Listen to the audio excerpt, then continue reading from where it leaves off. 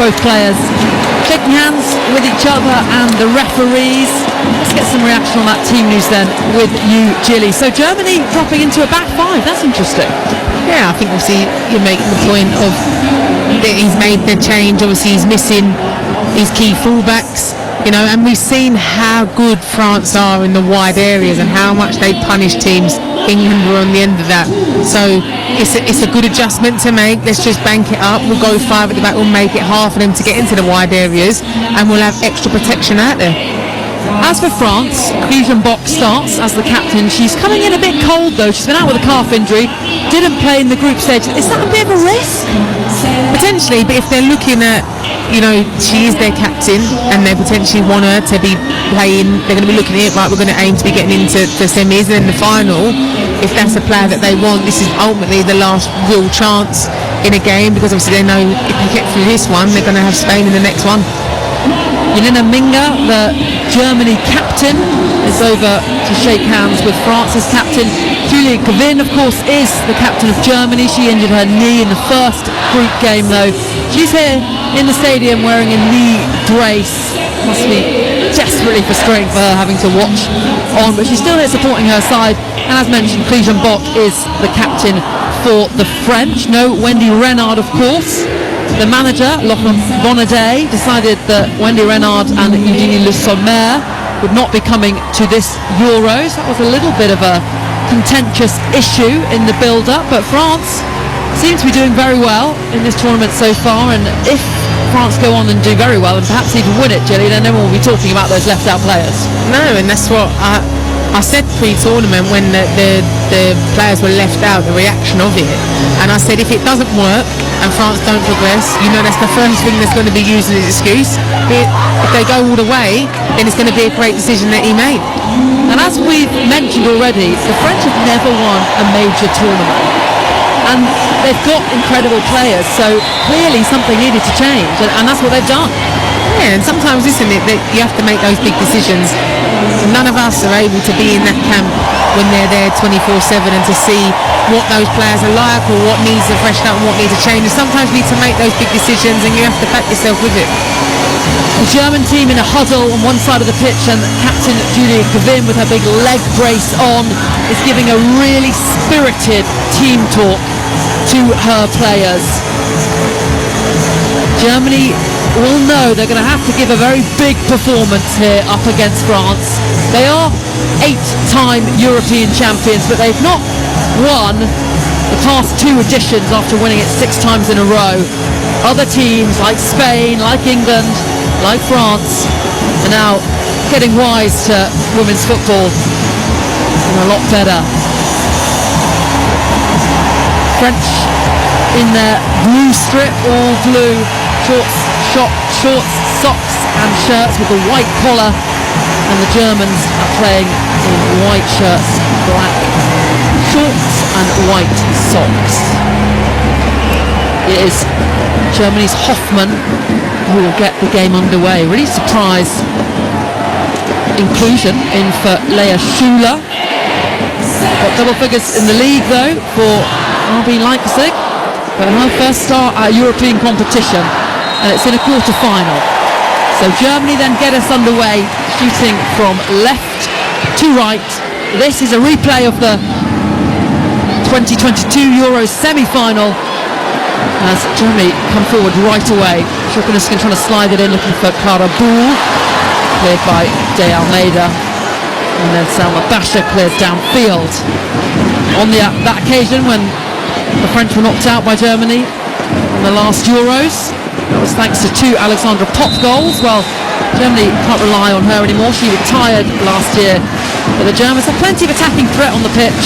France themselves looking very confident as Selma Basha's football boot has come off, and she'll need to tie it up, and it's going to be a free kick for France.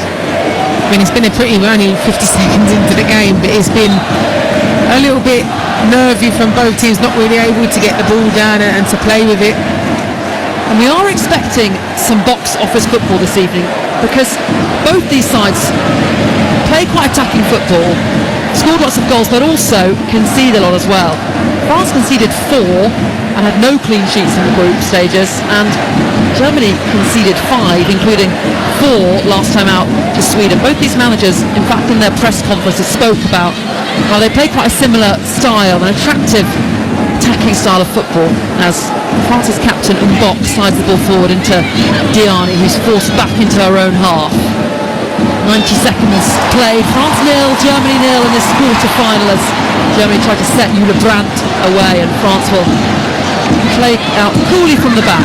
Diani again dropped deep, finds D'Almeida in the right back position. The Germans are pressing France quite a lot, and Jule Brandt press causes a throw-in for France. Yeah, they're pressing quite high, Germany, and with pace as well. You know, and I think France are struggling to what they want to do. France is they're looking to come inside, and then a ball around the corner for Diani, who's playing on the right. They're not able to get that because Germany are pressing so high, and they're just getting sucked into the trap. D'Almeida with the throw, tries to find a teammate further forward, but the header is from Minga, and it goes out again for throw in pretty much the same position for the French. French possession in the early stages, but can they make anything of it?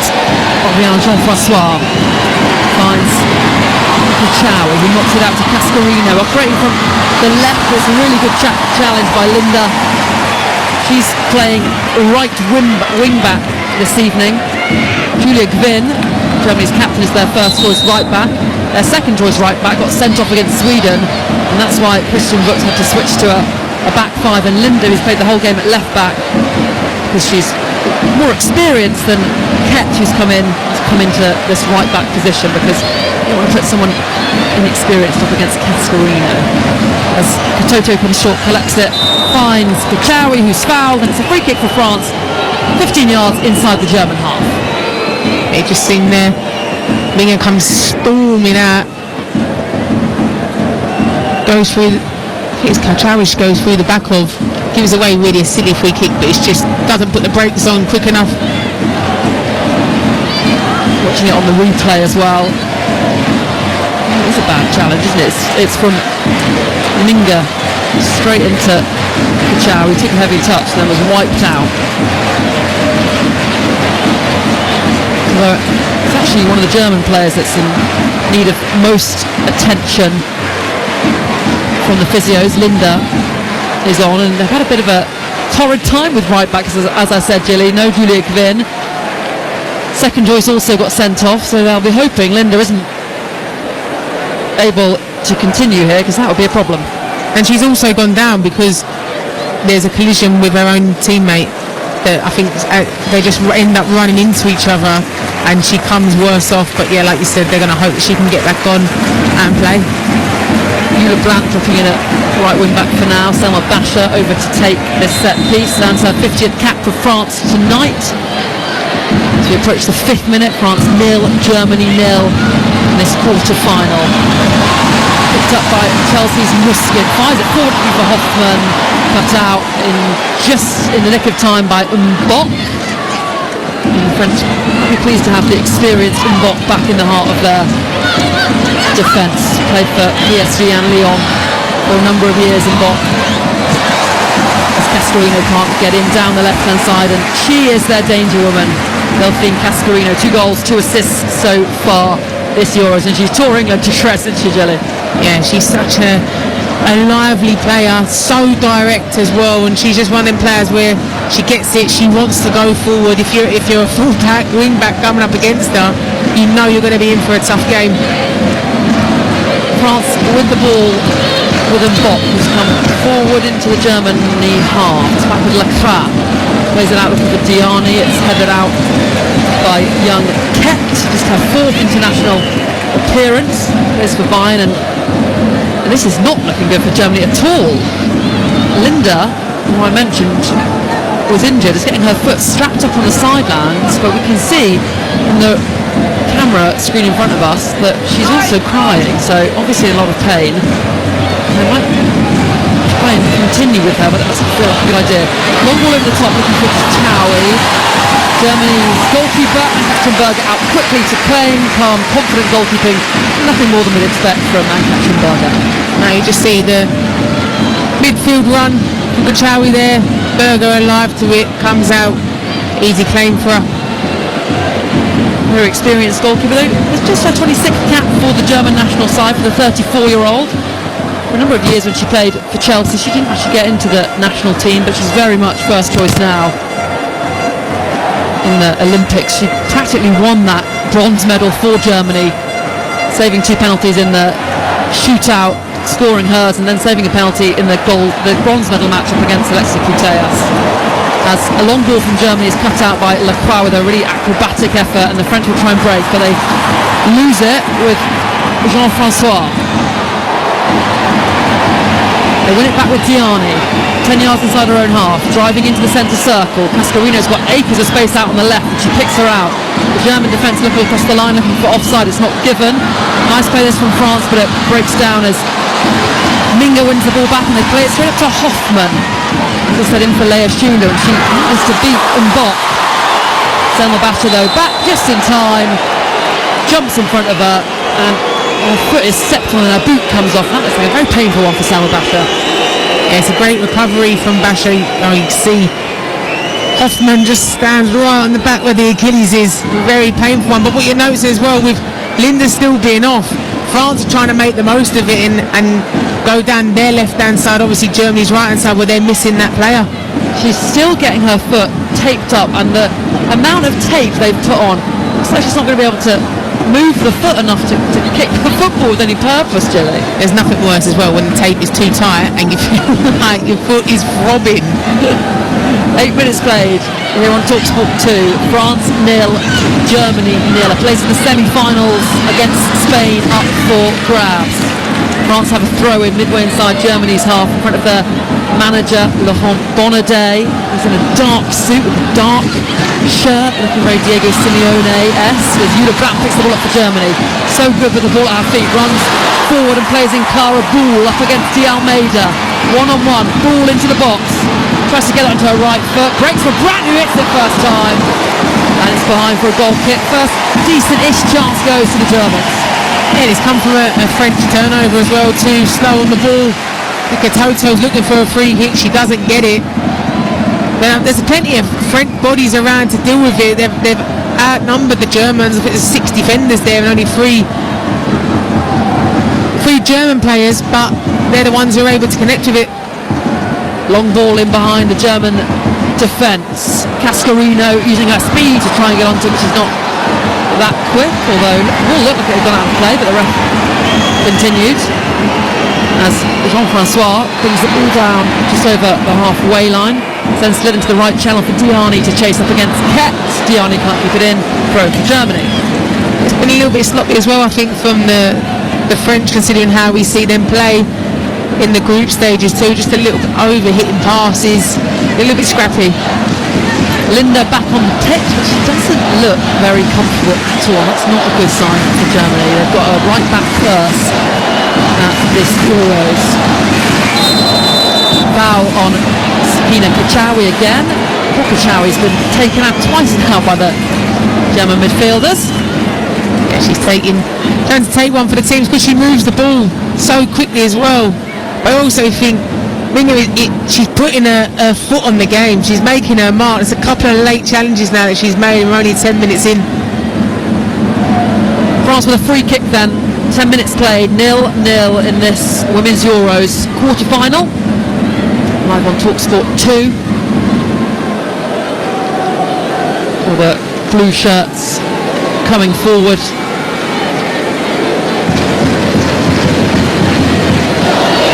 And it comes from Basha, met by Marie-Antoinette Katoto. She was standing out on the penalty spot. Her header, though, was skewed off target.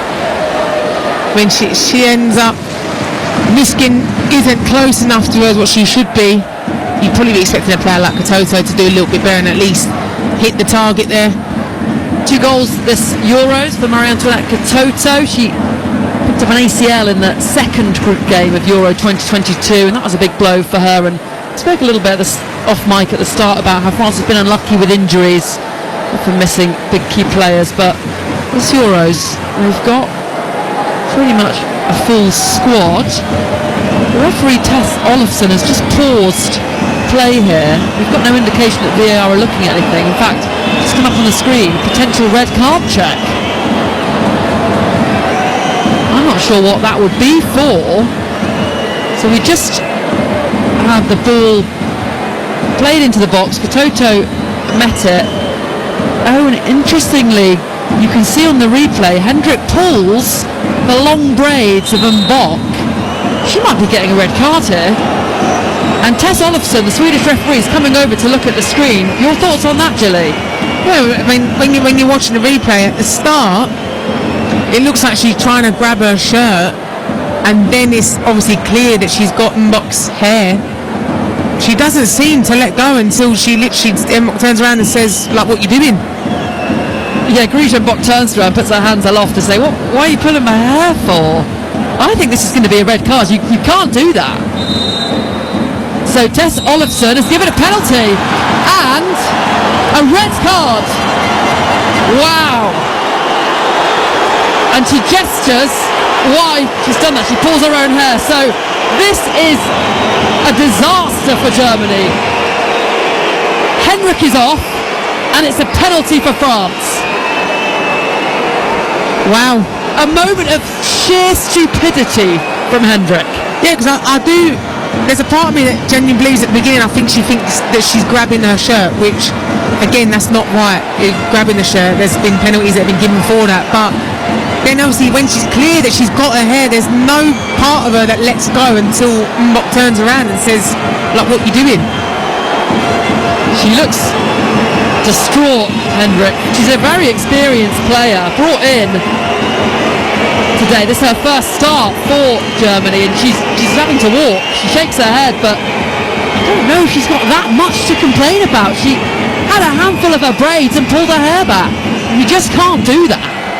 No, you can't, and I think that's something that if they didn't have VAR, for example, that would have gone amiss many years ago. Do you know what I mean? And she's trying to argue her case, but it's clear as day what's happened.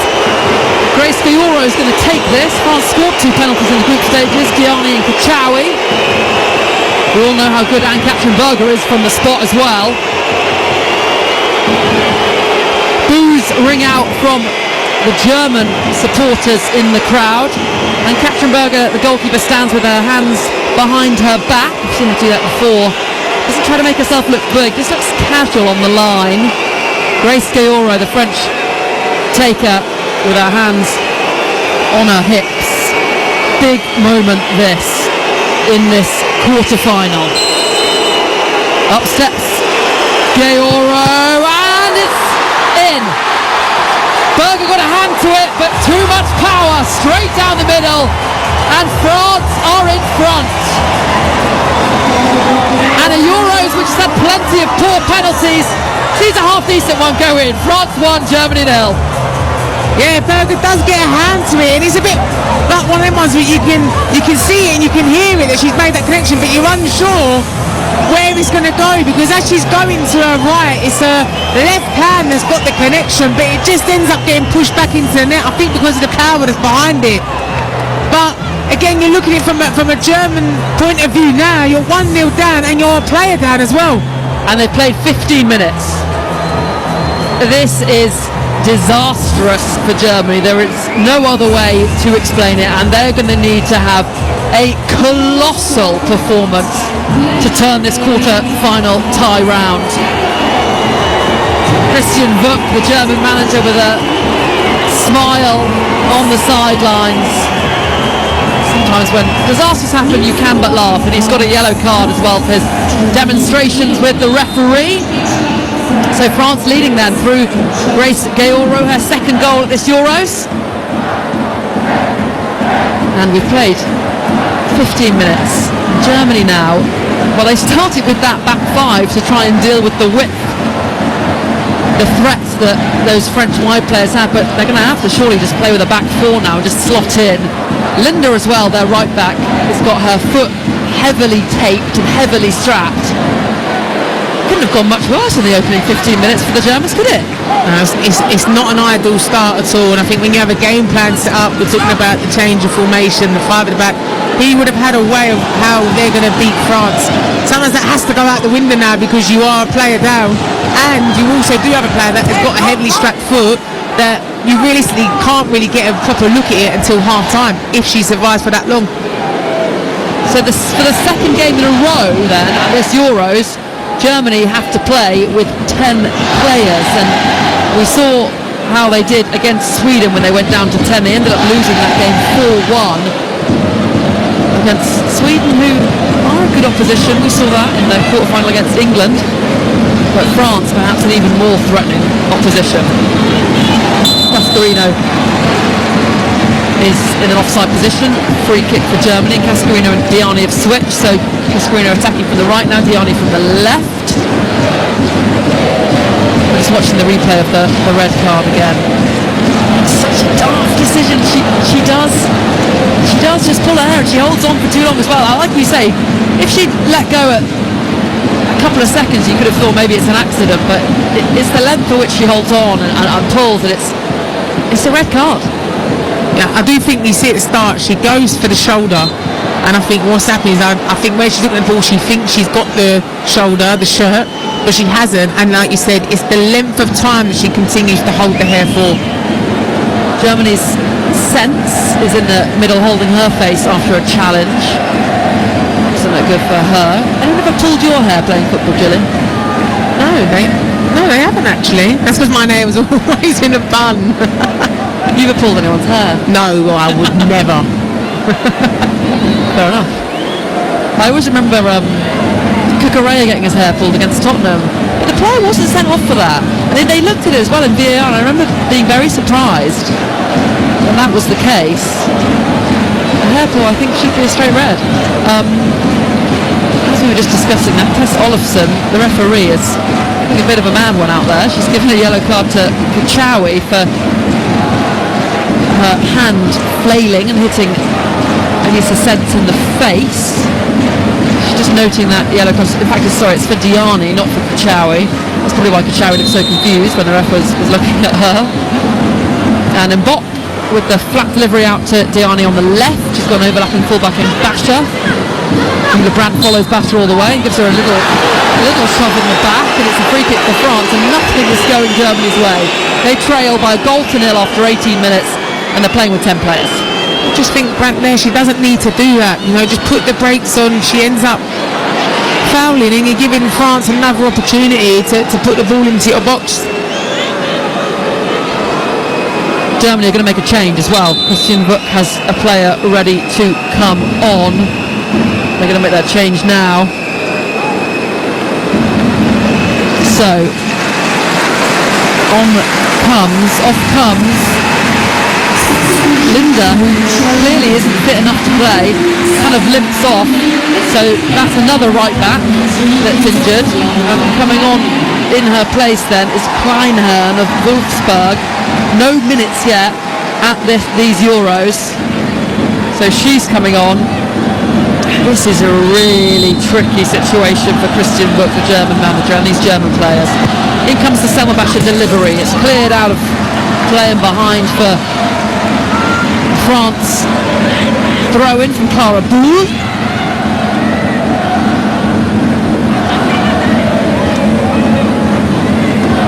And Linda, we can see her on the bench taking that horrible strapping off her foot after it was put on. Clearly not fit enough to play. Selma Basha with a throw, which was a foul throw to me. Won back well by Jule Brandt, who's then trying to dribble her way out, but runs into Diani. Long turtle braids. She goes back to Basha. It's cut out though by Sense. Germany just cannot hold on to the ball. Diani now dribbling at her fullback. Dinks the ball into the box for Katoto. Her header is a soft one. It's catching practice for Berger. Yeah, Diani does really well there because she played a part in losing it, but ends up winning it back, cuts inside on her right. Katoto's the only one in the box really that she can aim for. She makes the connection but isn't really able to generate the power that's needed. Got a goal and an assist versus Wales. Khadija Diani, top goal scorer for France at the 2023 World Cup. quality player. This game then for a place in the semis against Spain. The first semi-final though is England. That's on Tuesday. England-Italy live on TalkSport. 8 p.m. kickoff. We've also got live coverage of the other semi-final, France or Germany. That's against Spain. That's on Wednesday, 8 p.m. and we've got the final as well. Sunday, 5 p.m. TalkSport. We have you covered. It's also Fight Night on TalkSport live at the moment from Wembley Stadium as Usyk takes on Dubois, heavyweight title. So head over to TalkSport for that.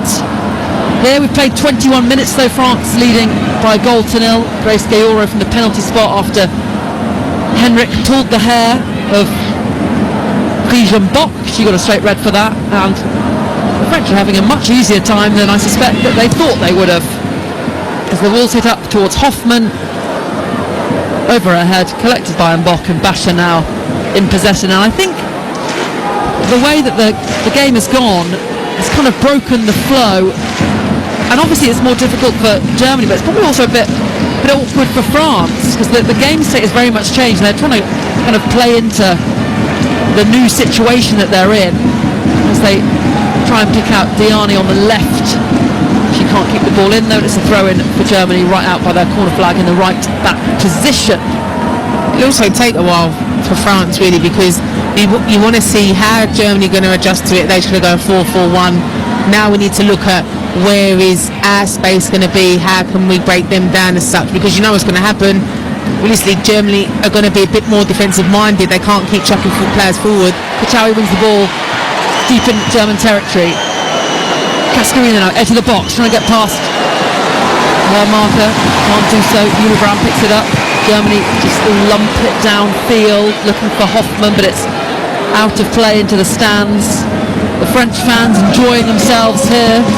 Blue shirts are plenty. The German fans probably thinking, we picked a bad game to come watch our nation. Tickets aren't that expensive though for the Women's Euros. Not spending hundreds and hundreds of pounds. Thought that about the women's Wimbledon final when it was straight sets to 6-love, 6-love. 40 minutes I think it lasted. Didn't get your money's worth there. Midway through the first half, France leading Germany by a goal to nil in this quarter final. Diani on the corner of the box on the left hand side, dribbling infield and went for a curling effort. It's all wrong though, and it goes behind for a goal kick. And despite having an extra player, France yet to really test Ann-Katrin Berger since they scored that penalty.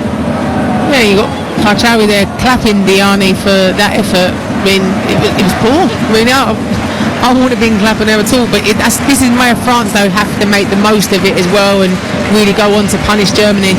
Sort of sarcastic clap. Yeah, maybe. No, surely not. Team spirit. The French seem to have good team spirit for once at this Euros. Long ball in behind for Hoffman, up against Mbok. She's in the box, but from a wide angle, and a good challenge from Frijan Bock. Behind for a Germany corner, experienced defending from Mbok. First start of the Euros after recovering from that calf injury, but it's good work from Hoffman to win that corner. She's going to have to do a lot of running for not quite a lot of service. Power ball over to take the corner. Yeah, she's going to be pretty isolated up the top. You just see when Hoffman won the corner, she's doing the arms already to the fans to say, come on, we need you, especially now, to be our 11th player. In comes the corner, man in their post, and it's in! Schokenisken, glancing header! And the passion coming from her in the celebration is massive! It's been a disastrous start for Germany, but they are level through Schokenisken. France won, Germany won. It's a brilliant header, and it's obviously what the fans of the WSL have been able to see as well since she joined for Chelsea. I mean, she pulls off the goal line completely unmarked. Not one French defender has got a clue that she's even there, that she's pulled away.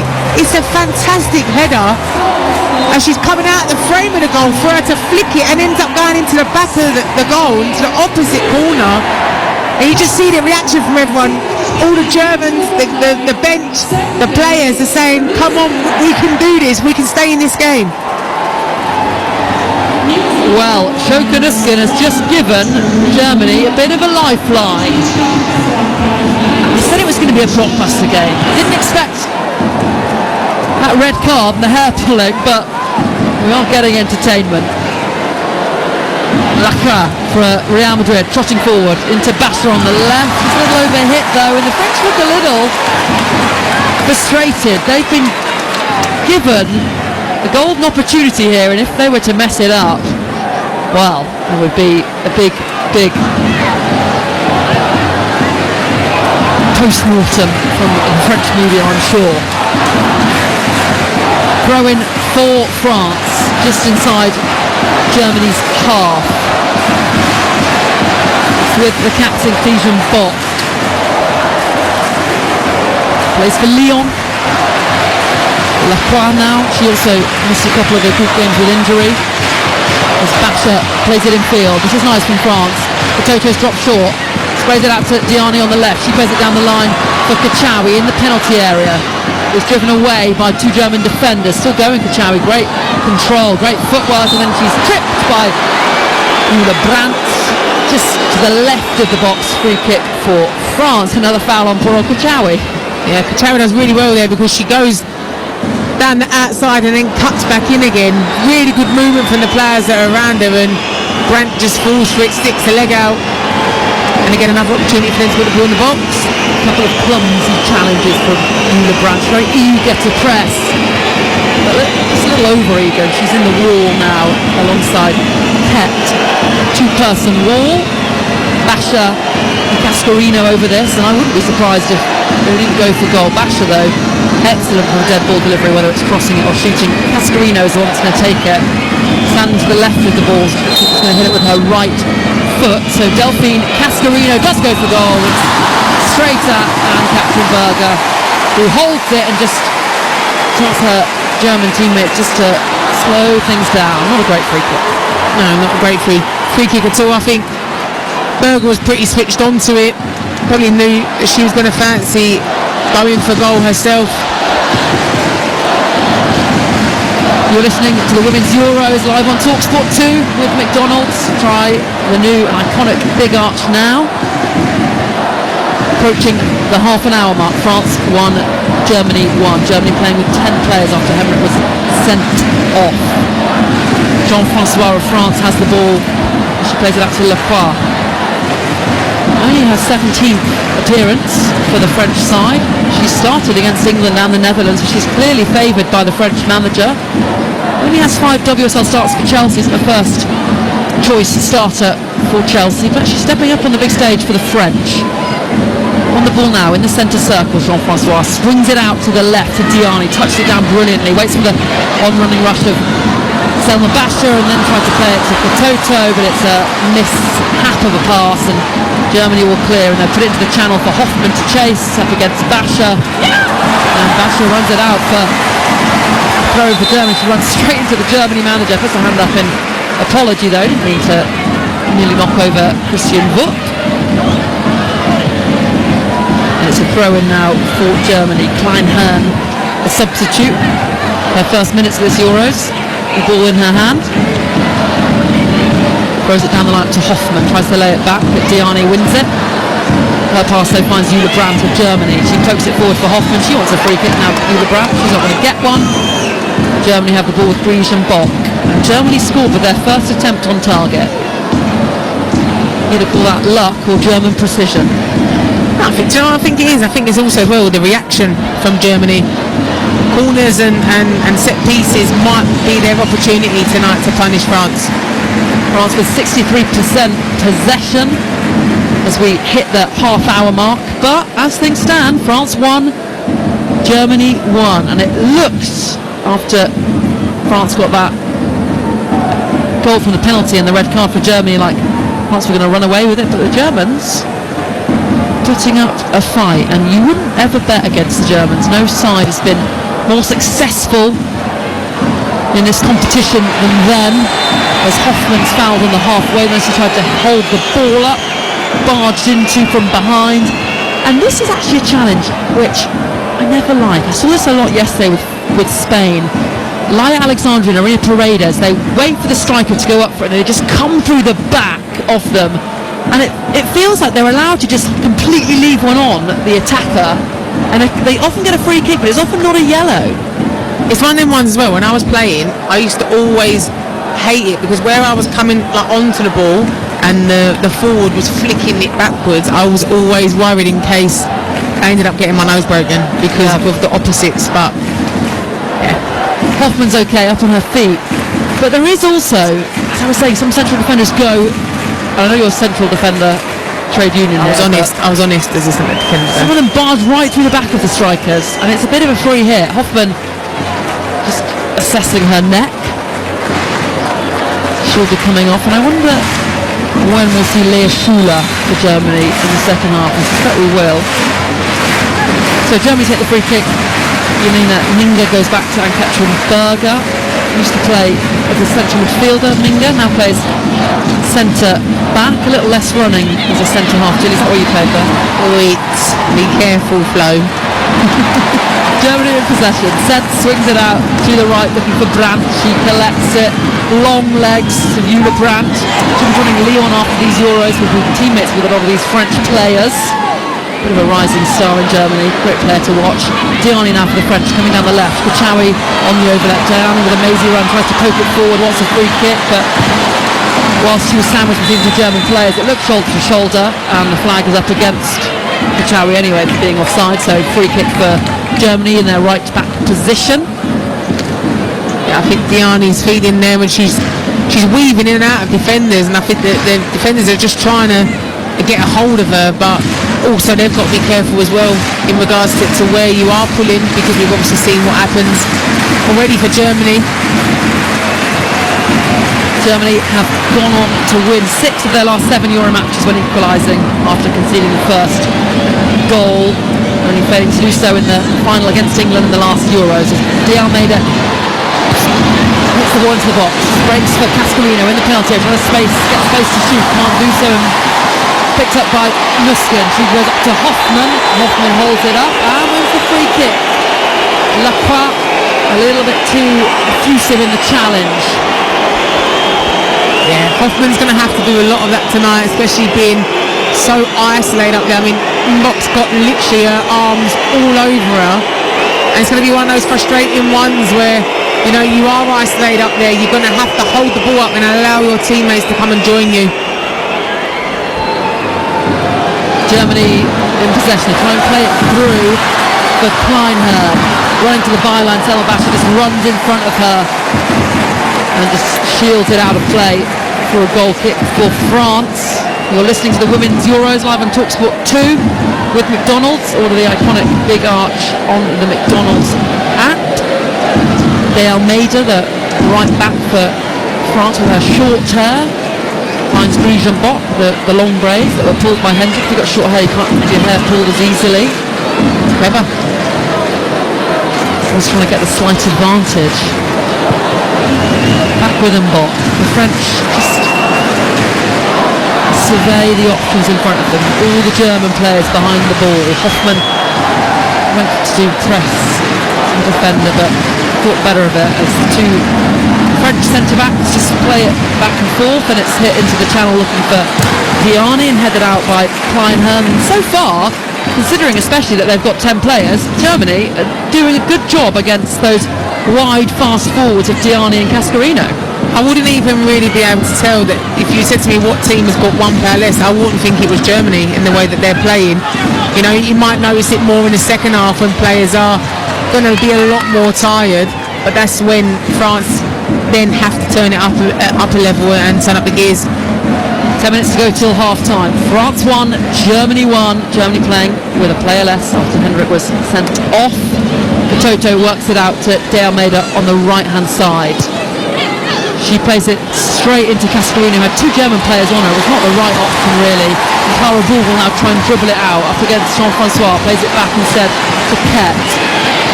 She goes back to Knack, Manchester City's Rebecca Knack, the late bloomer in terms of the national side. This is a foul on Cascarino from Ket, and it's a free kick for France. 15 yards in Germany's half on the right-hand side. Kept playing left wing back or left back now, only 20 years of age, and first appearances, first minutes at this Euros. That's the defensive issues that the Germans have got. As Samuel Basha has the ball out on the left-hand side up against Julia Brandt. Plays it inside to Diani. Diani finds Kachawi on the left. Kachawi goes past Brandt. Brandt's pulling at her shirt. And another free kick. And Julia Brandt needs to be careful because she's done about 3 or 4 fouls now, and surely she's going to get a cumulative yellow card if she's not careful. I think she really pulled the shirt off Kachawi. You'd be thinking, how many more is she going to have before she gets a yellow card? I think you could argue though that Kachawi's got hold of her shirt as well as Brandt pulling Kachawi's, but this has gone in the favour of France. Free kick from the left then. Selma Basha, who's so excellent at delivering across. They've got good height in there. Katoto very good with her head. She whips it in, doesn't beat the first player though. Cleared by Germany, only so far as De Almeida, who then sprays it out to Cascarino. She loops a long ball in. Diani plays it back across goal, cleared by Rebecca Knack. And the Germans getting to all the first balls in to their box. I've not really been impressed with the French's delivery as well into the boxes. They're not even clearing really the first person. And the French look so impressive in the group stages. Scored 11 goals, only Spain scored more. Hit 5 past the Netherlands, 4 past Wales, 2 past us of course. But Germany are causing them a bit of a problem here. 10-player Germany as well. Diani on the left. Plays the 1-2 with Kachawi. Julia Brandt is back, and it's good defending from her. She knocks it out for a throw-in, but managed not to give away a foul that time. Throw-in for France, deep in Germany territory on the left-hand side. Taken quickly into Kachawi, out with a corner flag. And the ball goes off Sense. In fact, takes a little nick off Kachawi, and it's a throw-in for the Germans in the right-back position. And coming into this game, the German manager spoke a bit about how, in a way, despite their pedigree in this competition, they're kind of the underdog because of France's form. And they seem to be quite happy with that tag and the pressure on the French. And the pressure is very much on the French now because they're playing against 10 players. And so far, the pressure is kind of getting to them. They're not really producing a great performance.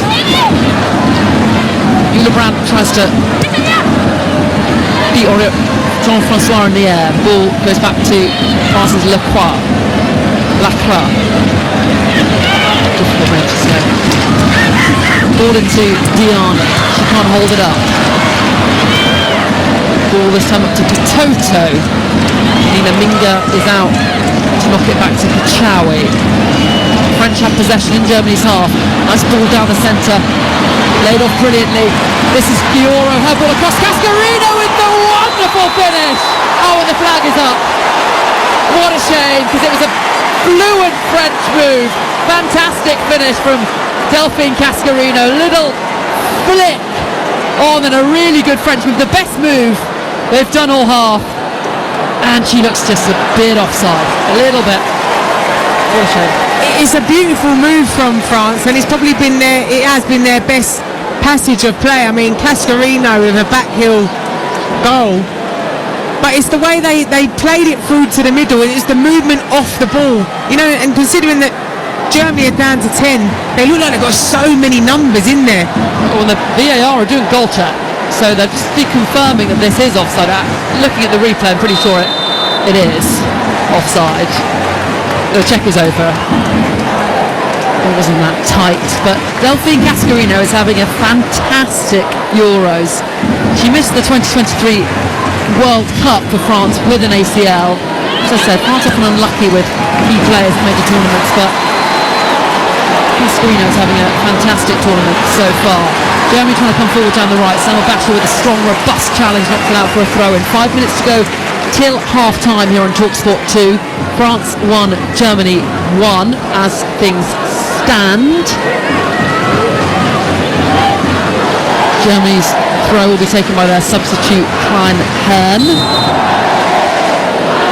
She throws it forward but finds the feet only of France's Selma Basha, who picks out Diani. And then Hoffmann manages to shield it out of play off Diani and out for another German throw in. Klein Hearn again with the ball in her hands. Throws it up to Hoffmann, who tries to chest it back, and then the ball goes out for a French throw-in by the corner flag. Selma Bastion takes it quickly into Mbok. None of the German players looking to press France in their defensive positions. As the ball slid out to the right-hand side, De Almeida plays it in field, now with Grace Gayoro, the goal scorer for France from the penalty spot. It was nearly saved though by Anne-Catherine Berger. She got a hand to it but couldn't quite keep it out. Slow, patient build-up from France. Only Hoffmann is in the French half. The ball is at the feet of the captain Ligia Mbok. She finds Basha on the left-hand side. Basha taking the ball forward.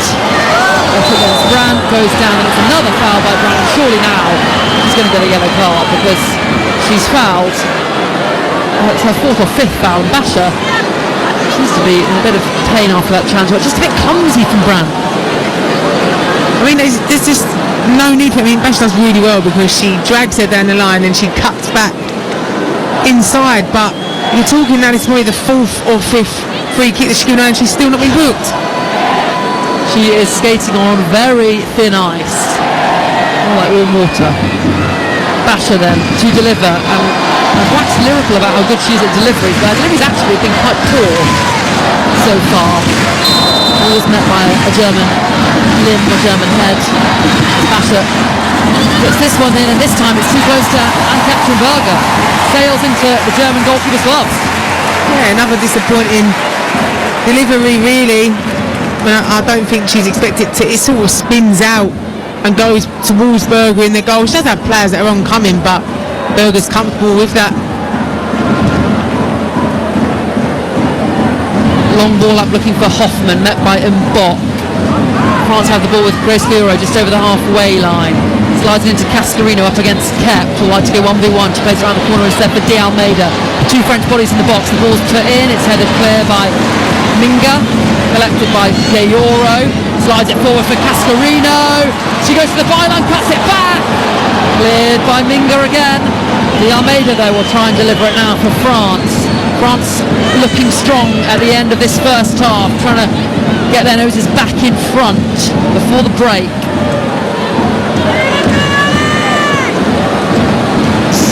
Kachaoui trying to get away from Sense. Lays it off to Jean-Francois, who then has a poor pass. France get it back though. Nuskin had no one to go to and lost the ball. Orion Jean-Francois up against Nuskin, then looks for the pass into Diani. It's a poorly hit one and goes out for a goal kick for Germany. Yeah, Jean-Francois there done two really bad passes there, but I think you can see after Cascarino was arguing with the referee because she felt like that she should have had a penalty. She's having a word with the referee. She's not going to get one here, I don't think. Your thoughts on that? I don't think there was much contact there at all. I think it's because she was going at such pace. I think that's why she ends up stumbling. We're seeing images of the semi-automated offside for that disallowed goal against Cascarino, and she was just a toe offside actually. We thought it looked quite clearly offside, but it was a toe or two. Germany have the ball with their goalkeeper Anne-Catherine Berger in all green with the white gloves, white boots. Finds Clara Bull just inside Germany's half against De Almeida. Trying to hold the ball up. Almeida a little aggressive in the challenge. Free kick Germany, just as they announced there's going to be 4 minutes of injury time at the end of this first 45 minutes. This is the Women's Euros live on TalkSport 2 with McDonald's. Try the new big arch now. German fans still waving their flags behind Anne-Catherine Berger's goal as Germans firing forward looking for Hoffmann, who's in on goal. Out comes Magnan, the French goalkeeper, clears it and then is taken out by Hoffmann. It just looked like a coming together between two players, but Magnan and Hoffmann both look in quite a lot of pain after that collision. And I tell you what, she was onside Hoffman, so had she have got to that ahead of Magnon, it could have been a really good opportunity for the Germans. Yes, does really well to really. She drags Mbok in and then she turns to the right and spins her. I also think Hoffman does really well here because we've seen it from forwards where they know that they're not going to get to the ball. She hasn't put any legs out. She hasn't raised her boot to try and get a connection. She's literally turned her body to try and stop herself. The goalkeeper's going to have a moan because that's listen, I played in front of many goalkeepers who would moan at that. I think that's what a goalkeeper would do, but I think Hoffman had every right to go for the ball there and done very well to protect herself as well as not hurt the goalkeeper. Both players getting a bit of treatment as Sakine Kachaoui is chatting to the manager of France, Laurent Bonnaday. Described Germany as a benchmark opponent. And so far, 1-1 the score, although I suspect he would be a little bit disappointed with the way that his side have let the Germans get back into this game. He was the assistant for Hervé Bernard at Saudi Arabia, the men's Saudi Arabian side, and when France women were in the Paris Olympics. Now he is the manager, the man. Free kick it is for the Germans.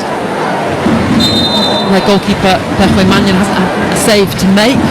Wasn't much she could do on the German goal, but beyond that, she's had nothing to do. Mbok. Plays it square to Lacra. Now with Kachaoui, just inside her own half. Lovely little drop of the shoulder to get past Eula Brandt. Slides it forward for Diani, who's got space on his left-hand side. Diani wants to run at her defender into the box, gets the ball across, met by Katoto, out for a goal kick, and her and Rebecca Knack clashing heads as Knack tried to defend that. Katoto seems to be absolutely fine, Knack seems to be in quite a bit of pain. You see Diani in the wide areas, puts the ball in with her left foot. I think Katoto makes the connection on the header, she's been able to see a replay, and then the ball then hits Knack. So thankfully in that sense it's not a collision of both heads, but Knack does really well to get across because it's a free header for Katoto. Good defending from Rebecca Knack, just her 8th cap for Germany. Plays for Man City. She's had a great start to her life for Man City. 8 WSL appearances, 4 goals, that's for a centre half. Pretty decent return. You haven't scored that many goals in the WSL too. I scored 8 in one season, thank you very much. Yeah, I was Chelsea's, I think, the second or third top goal scorer. Fair enough. My apologies. Germany in possession with Clara Ball, just inside France's half. Plays it up to Hoffman, who holds it up well, but Jean-François nicks it off her. Diani and Cascarina now racing forward. It's with Kachaoui. She lays it into the path of Katoto. Katoto up against Minger. Plays it across looking for Diani. Comes back to Katoto. Tries to cut back on her right foot. Stands on the ball and Kep gets back for the Germans and Minger is there to block. The cross goes out for a goal kick. It went off. Katoto behind for a German goal kick, and Nina Minger and Rebecca Knack are doing a decent job on this French attack. Yeah, they both done really well there to delay, and I think as well what I noticed is when the ball went wide to Katoto, Diani's in the middle but she's too far ahead, she's got to be offside, so she tries to slow down but then the ball doesn't come in quick enough, and then you got Katoto basically tying herself up in her own rings because she's turning inside out and ends up then losing out to the German defenders, but both of them doing really well to get the block in. And Katrin Berger fires the goal kick downfield. Free kick given against Jean-François. Just jumped through the back of the German midfielder, Schoken Nusken, who got that wonderful equaliser for the Germans, which is why that they'll be going in level at half-time. And there is the half-time whistle then. Tess Olofsson, the Swedish referee, looks at her watch and thinks, oh, let's give it a few more seconds. And sets the players away anxiously, and there we go. France get us back underway then. 1-1 as things stand. Germany playing with 10 players. Hendrik sent off after 15 minutes of pulling the hair of Brigitte Mbok. France will probably dominate the ball and the chances in this second half, but can the Germans managed to grind out a result here and get through to the semi-finals. And Bock plays the ball forward, cut out. Germany will try and break. Jule Brandt now surging forward. Selma Basha up alongside, and Jule Brandt still going. This is excellent from Brandt. Basha is back, and Jean-Francois is there to help tackle Brandt, but she made pretty good progress, Gilly. Yeah, she's done really well. You can see what she was trying to do. She was going to try and cut onto her left because there was support. As the French put a long ball over the top, Berger clears before Kachawi could get there, and Kachawi was offside anyway. You know, just making the point of that there was two players supporting her to her left-hand side, but she couldn't get over it because of the way Basha was coming over and forcing over to her right. But it was a really good run. German manager Christian Wuck with his arms folded on the bench. He's got a good history in German football in terms of the national side. He led Germany's men to win the 2023 Under-17s World Cup. They beat France on penalties in that. He also led German Under-17s to the 2015 Euro final. So he's done it with the lower age groups. As Luskin plays the ball back to Rebecca Knapp, and then as she tried to turn, her and Kachawi clashed heads, and Olofsson's given a free kick to Germany. I don't think this is a free kick, it's purely accidental. She just ran into the shoulder of Kachawi, but she turned right into her. Bit of an awkward one. Free kick for Germany. I don't get how she's given that as a free kick because Kachawi's looking at a ball that's been played backwards. Luskin's turned, not even looked really where she's going, and she's literally run into the shoulder of Kachawi, and it seems the referee has seen it as that she's done it deliberately when she hasn't. Yeah, that was definitely not deliberate. And it was Luskin running into Kachawi as opposed to Kachawi's shoulder hitting the head of Luskin. But Germans, with a bit of fortune, can they make the most of it? Clara Bull delivers it towards the back post, headed out by Diani, but there was a foul in the build-up, and the free kick on the edge of the box for a foul on Selma Basha. Grace Gayoro also down, and it's a bit of a scrappy start to this second half, Gilly. Yeah, just a bit I think Gayoro gets her foot stepped on before then the ball is put into the box. I think that's what her reaction was for. Gayoro and Selma Basha both up on their feet, and the French get back underway. Griejean Bock trotting forward, long hair, finds De Almeida, pokes it infield to Jean-Francois, brings it round her Chelsea teammate Nuskin, plays it into the right hand channel looking for Cascarino, and Katrin Berger came flying out, doing a bit of a wing back duty and managed to clear it for a throw in. Obviously trying to help out the young left back up against Cascarino, and Ket, the left back for Germany, has won a free kick in that left back position. And I think Ket done really well there because Cascarino was really fighting hard to get past her, and I think if Ket hadn't defended the way she would have, it'd have been a tasty encounter between her and Berger because Berger committed so far out of the box. They know the threat that France's Delphine Cascarino poses. She's been involved in 4 of France's 11 tournament goals before today. She is having a wonderful tournament. Germany with a throw. It's back to Manchester City's Rebecca Knack. She goes all the way back to Berger on the edge of her box. Looks like Berger's going to be playing a bit of a sweeper-keeper type role in the second half to make up for Germany having to play with 10 players. As Kachawi chests it down to Lacroix, who hits it long up to Germany's Rebecca Knack. It's at the feet of the City defender. Toto behind her. She hits it forward looking for Hoffman, headed out by De Almeida. One in the midfield by Ket. Finds Clara Bull, she doesn't quite find her in fact, and it rolls out for a throw-in for France in their right back position. And I wonder when we'll see the first substitutions. French have plenty of quality on their bench. As for the Germans, Lea Schuler left out of this one for their top goal scorers at this tournament so far. Also for the French, they've got the likes of Madgery, Mallard and Chelsea Sandy Baltimore. I was a little surprised not to see in the starting lineup. She was excellent against England. Yeah, she was the one of the players that I was surprised. I mean, I love watching her play in the WSL for Chelsea. I think she's been probably one of their best signings, and Yeah, surprised that she isn't playing tonight, but what a player that you have on the bench ready to bring on. Her Chelsea teammate Jean-Francois squares the ball to Mbok, who hits into the channel looking for Di Almeida, met by Ket though, and Clara Ball goes back to Knapp. She plays it into the channel for Clara Ball, who tried to poke it forward, instead chips it out of play for a France throw in. 5 minutes into this second half, still France 1, Germany 1. You're listening to the Women's Euros live on TalkSport 2 with McDonald's. Try the new iconic big arch now. Jean-Francois collects the ball just inside Germany's half. Now with Selma Basha steaming forward, finds Diani up against Jule Brandt, goes down the challenge, free kick for France, and it's finally a yellow card for Jule Brandt. That's probably her 6th foul, and she's complaining to the referee. I can't believe she's complaining. She's lucky she's not got a yellow card already. I mean, it is late, completely late. That is a typical forward challenge as well. You know, forward having to help out defensively. They got no chill about it at all. They just want to dive in.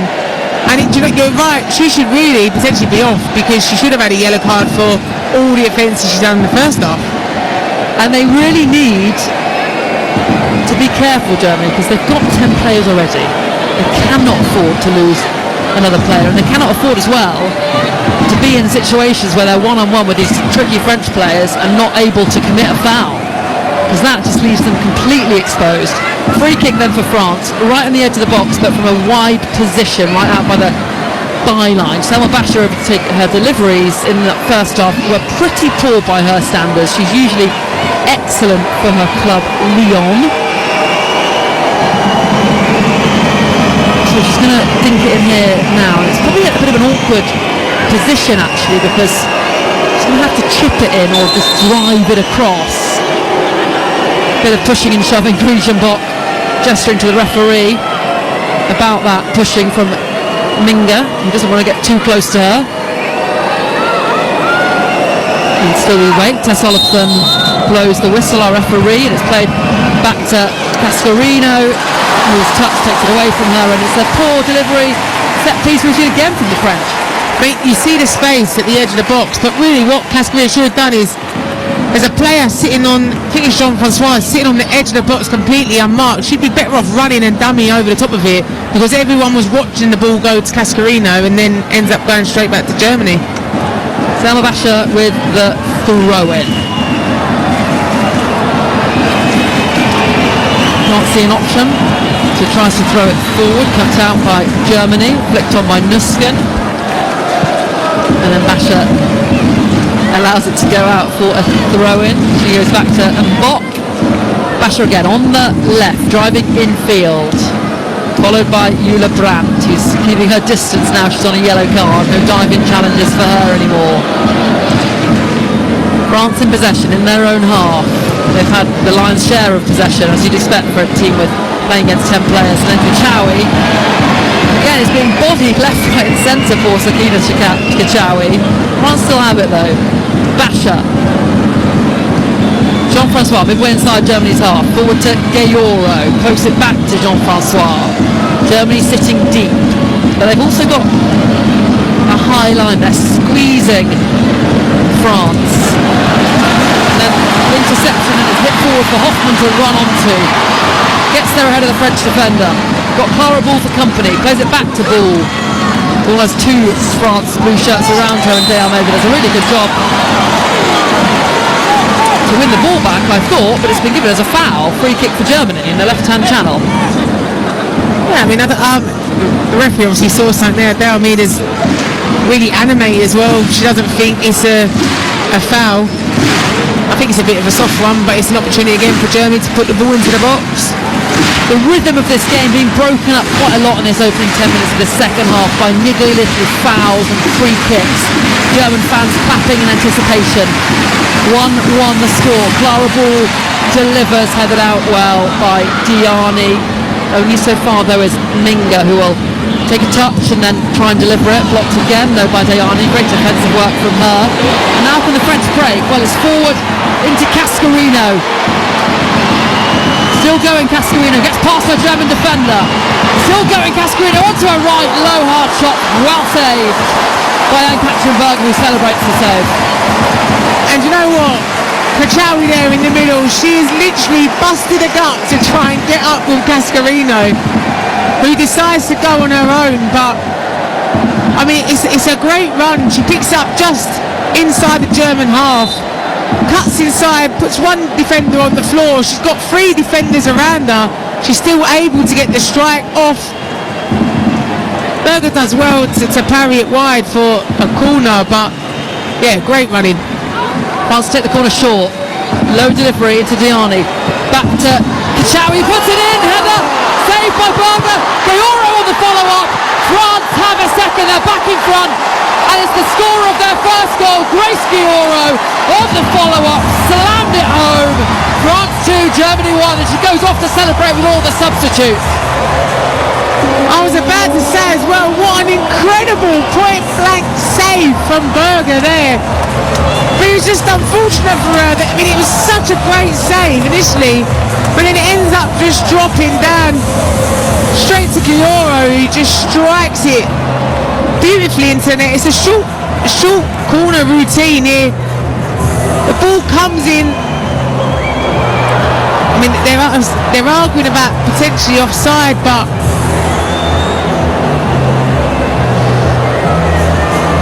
VAR might be looking at this in terms of offside. The defender, Lacroix, did appear to be in an offside position at a number of different points, but she didn't touch the ball, so it's whether she interfered with play, whether she interfered with Berger if she tried to flick it away, or was in her eye line. This is going to be a difficult call for the referee. There's lots of elements they're having to look at here. The VAR is Jared Gillett. Actually, that's a person that will be familiar to Premier League football fans. He often operates the VAR in the Prem, so he'll be going through all of those little incidents to make sure that this goal is okay to stand. But it was a very good set piece from the French after we've criticised their poor deliveries from set pieces. Really well worked short corner, nice move, and they made use of the fact that they've got to play a more anxious times now for Grace Gayoro and the French as they wait to see if this goal will be given or not. And I'm really not sure, Gilly. And in fact, Tess Olofsson, our Swedish referee, is going to go over and look at the screen here. We don't have the privilege of having the VAR in our ears, so we don't know what it is that they're looking at specifically and what they're telling her. So the header comes in from Katoto. It's saved by Berger. She then flicks it away, but Lacroix is then coming on to try and get the ball. Is she in an offside position? Does she interfere with play?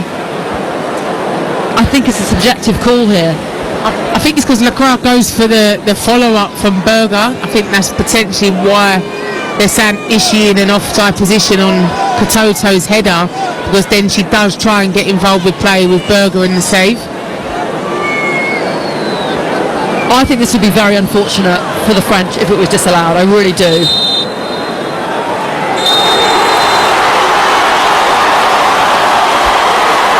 And it's been disallowed. No goal, offside. I think that's really harsh on the French. I think it's disappointing for them because I'm guessing this potentially is because of that, of after Toto's header, the crap goes as if she's trying to play it off, but obviously Berger does the save and taps it away from her. I don't think it would be for the strike, because I don't think she's blocking Berger's view at all, but yeah, I think it's disappointing from the French's point of view. So there we have it then. Still France 1, Germany 1. Germany playing with 10 players, and they have been since the 15-minute mark. We've played an hour here on TalkSport 2. This quarter-final for a place in the semis up against the reigning world champion Spain. Kachawi manages to hold on to it, goes back to De Almeida. France have the ball with their captain and centre-half, Briege and Bock. She finds Selma Basha over the halfway line. Slides it out to Diani, tries to go past Klein Hern, but good challenge from the German defender, and they've done very well, the German fullbacks, up against the speed and power of Cascarino and Diani, and they're very inexperienced fullbacks as well. Germany, remember, are missing their first choice right back, second choice right back, and their third choice right back got injured after about 15 minutes in this game as well. Very unfortunate. As Kep gets there ahead of Cascarino and clears away for a throw-in to the French.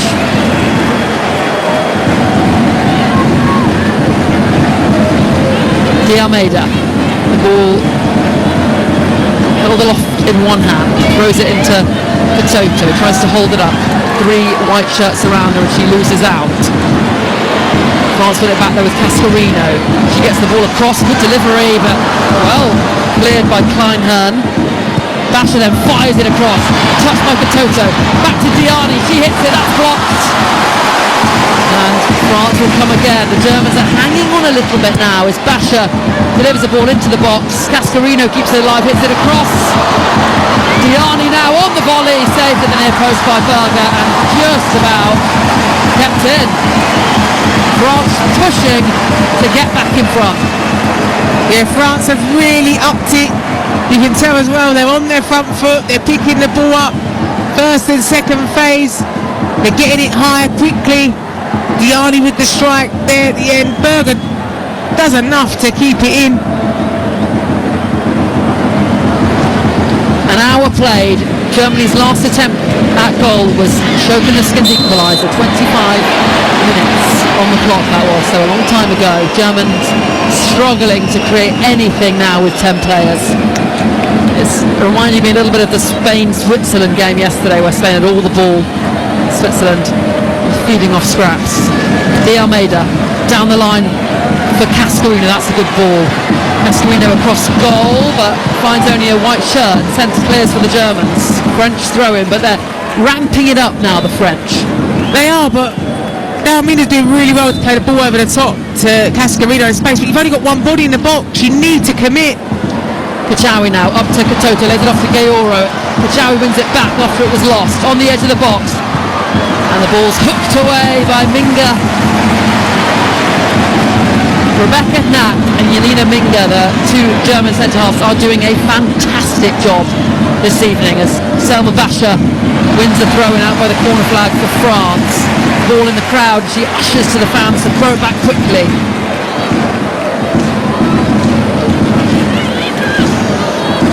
Now she's got it back quickly though, she's not in a rush to take it.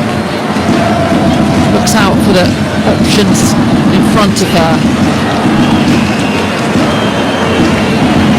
Throws it in to Katoto, falls for Kachawi, her ball across, cleared by Kett. Hoffman chasing the ball, trying to latch onto it. Was she fouled by Lacroix? No, she wasn't, in the eyes of the referee. A little unfortunate to get that. Sakina Kachawi now, her forward ball cut out by Nuskin, and the 2 slide in together to win the ball, and then Kachawi slides in again on Eula Brandt, and it goes out for a throw-in for Germany. Kachawi has just been absolutely immense as well in the middle there, putting in 2 tasty challenges. But this is what France have to do. They have to keep on top with this pressure. You know, you should be having this amount of possession. You should be able to put this pressure on Germany because you do have a player extra.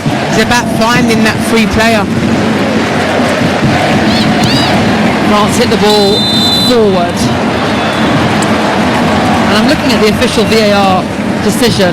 It was disallowed for offside. France's player number 2, which is Lacroix, was in an offside position and clearly impacted on the ability of the goalkeeper to play the ball. That is the decision. That's why France are not in front at the moment.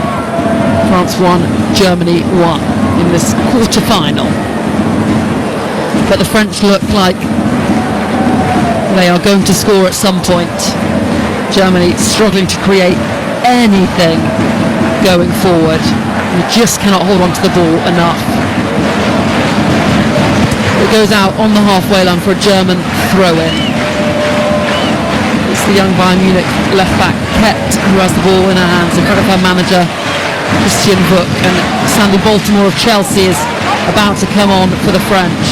Might she provide the spark they need to just break open this stubborn German defence? Berger fires it up to Brandt, who does well to hold it up. Really good play from Jule Brandt. Driving out to the left-hand side. Looks for the run of Bull, but overhits it. Perfect Magnon will get there in time, but it was a good idea from Jule Brandt, and I don't think Clara Bull was quite on the same wavelength as her. No, it was good play from Brandt. There she come in from the right-hand side, come all the way over to the left, but like I said, I think she was on a different wavelength to Bull. Wasn't able to latch on to the pass. France in possession as they build from the back with Selma Basha. Drives past Hoffman. Still going. Lays it off to Diani. Diani now driving into the box from a wide angle. Plays a 1-2 with Katoto. Can't get the shot off. And Germany again will try and break with the duo of Clara Bull and Jule Brandt, but it's brought back because one of the German players, I think it's Sense, hurt herself as she tried to clear/intercept that. Oh yes, Diani kicks her. She tried to shoot and hit the ball, but she just whacked Sense in the back of the calf. That looked a very painful one for the German player. And that is the last act then of the candidate to Diani to kick a German player. Off she comes. She is replaced by Chelsea's Sandy Baltimore. Already has one goal at this Euros. Scored that, of course, against England. Can she get another one this evening? Get France on their way to that semi-final with Spain.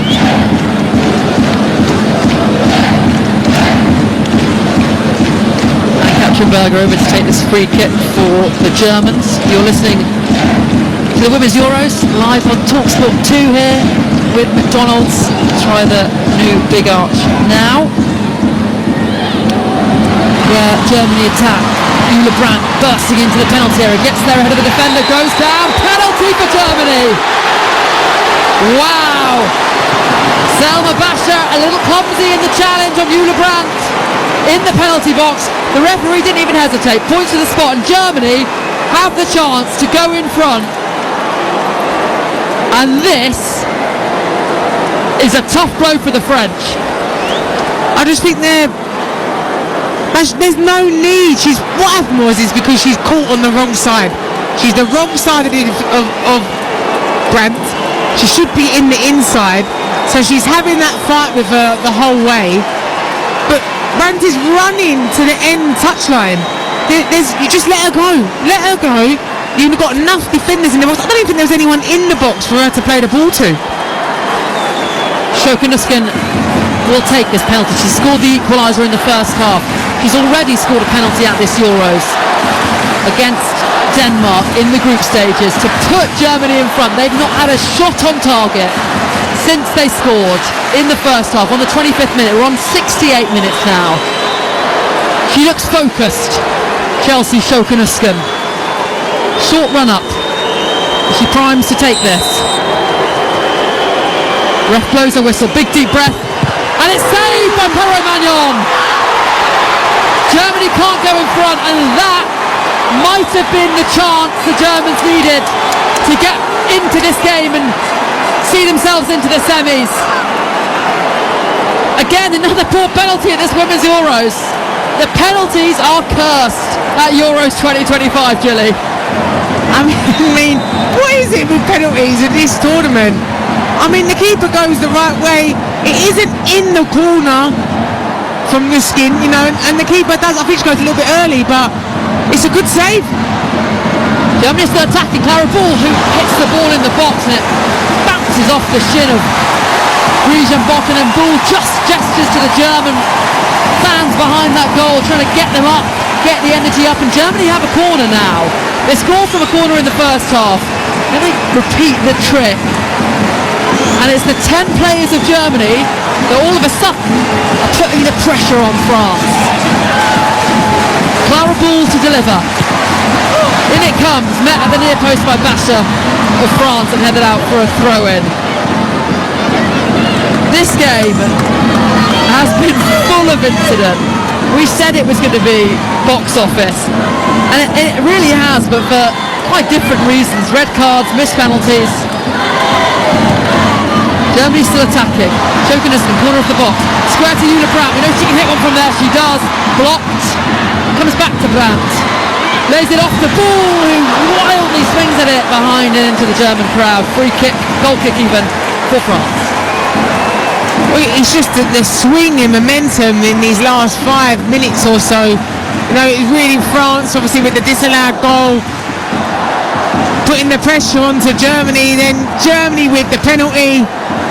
You know, which you would have fancied Nuskin to put that away, in all fairness.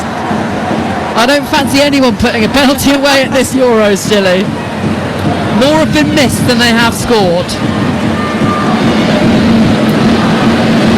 20 minutes to go. France 1, Germany 1. Sonny Bolton with her first touch into Pioro in field. Back to Lacroix, who goes out to Selma Basha.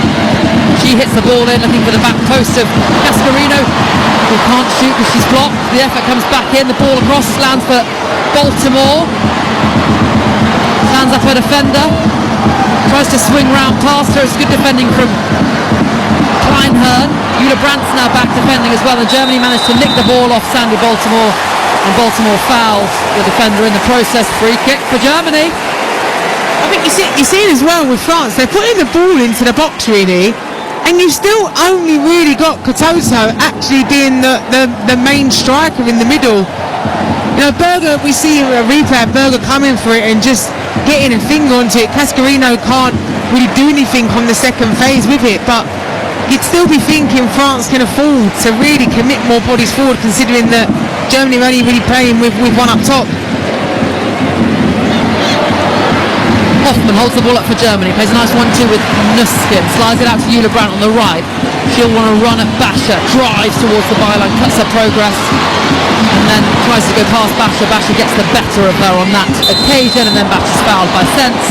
Free kick for France, and Jule Brandt thought about delaying the restart, thought better of it when she realised she was on a yellow card already. It's now with Mbok, 18 minutes to play, still 1-1.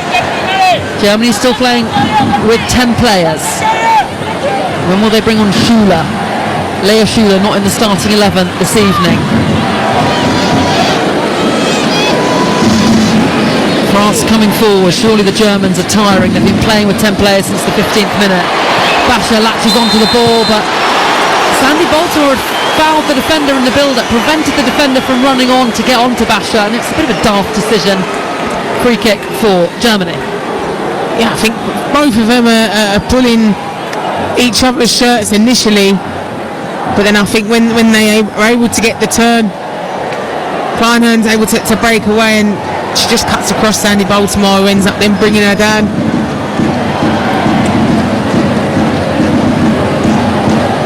This Germany's 50th game at the Women's Euros. They're the first team to reach that landmark. Will it be a win on their 50th match? Looks like a tall order, especially after they missed that penalty. That seemed like their chance, their get out of jail free card. Couldn't take it.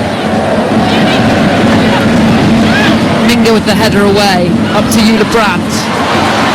Up against Basha, turns away from her, good trickery, holds on to it, back to Sense, who goes all the way back to Knack in the centre circle, swings it out to Ket.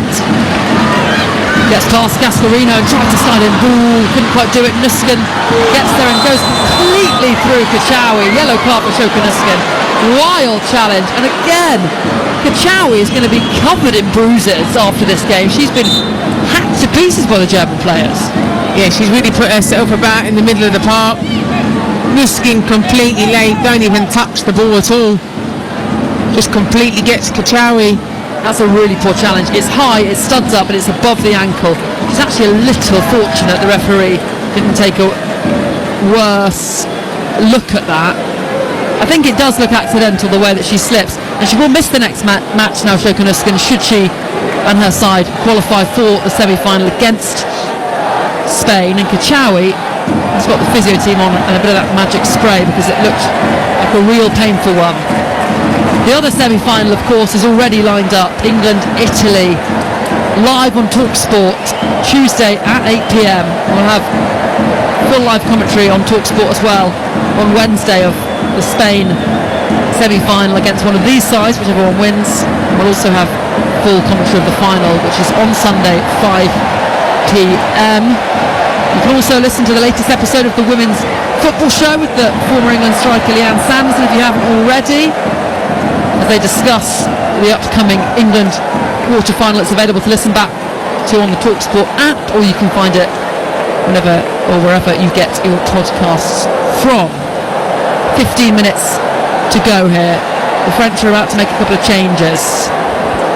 Manchester United's Melvin Mallard is coming on for Katoto, and also coming on is Clara Matteo. Cascarino Orfalon also off, so they've changed their front three completely then, the French. Started with Diani, Cascarino and Katoto, and now we've got Matteo down the middle, Mallard and Baltimore off the wide. No changes yet from the Germans. In fact, that's not true, they made a change in the first half when they went down to 10 players. Kuchawi can latch onto a through ball on the right, and that knocks it out of play.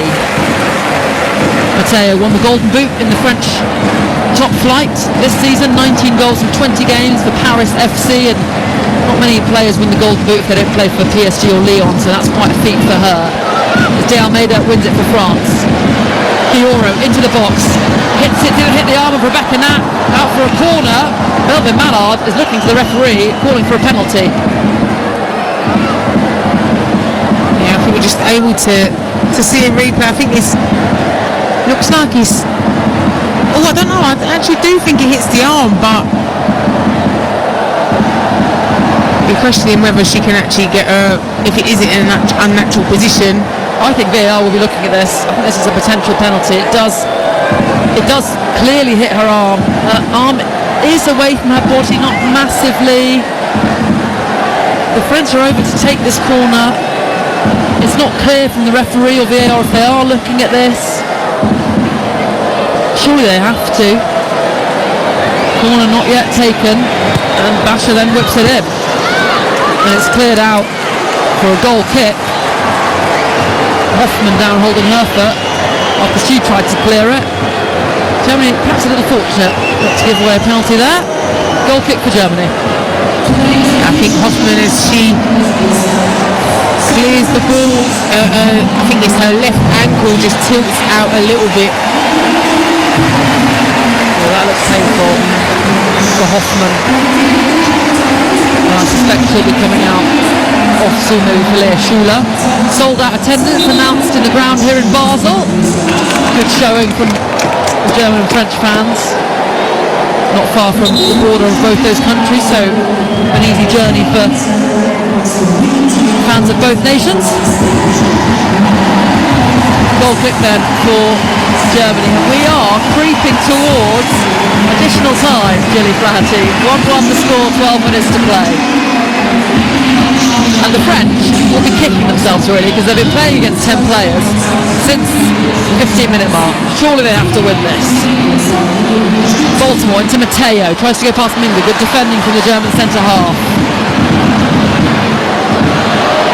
And then Kleinhern clears it off Matteo, throw in for Germany. I mean, if it does go to extra time, you could argue that that's poor from the French, because you should be making the most of having the extra player, but also huge credit to Germany. No, I mean, considering that they've obviously missed the penalty as well to make it 2-1, but if you are able to push it into extra time, it's going to be tough on them, but huge credit, because from the 15th minute you'd probably thought it was a write-off. I suspect that Spain will be watching this game and they'll be quite happy with how it's looking. If Germany get through, they'll be tired. And the French haven't looked all that good against a 10-player side as well. So Spain probably happy to face either side. In fact, I heard Bonmati saying so recently in the press conference, although Spain backed themselves, of course, against everyone. As Clara Matteo fouls Jules Brandt, free kick for Germany. French a little frustrated. Germany doing an excellent job keeping the score at 1-1. German fans with the drums in the stands, making a real racket.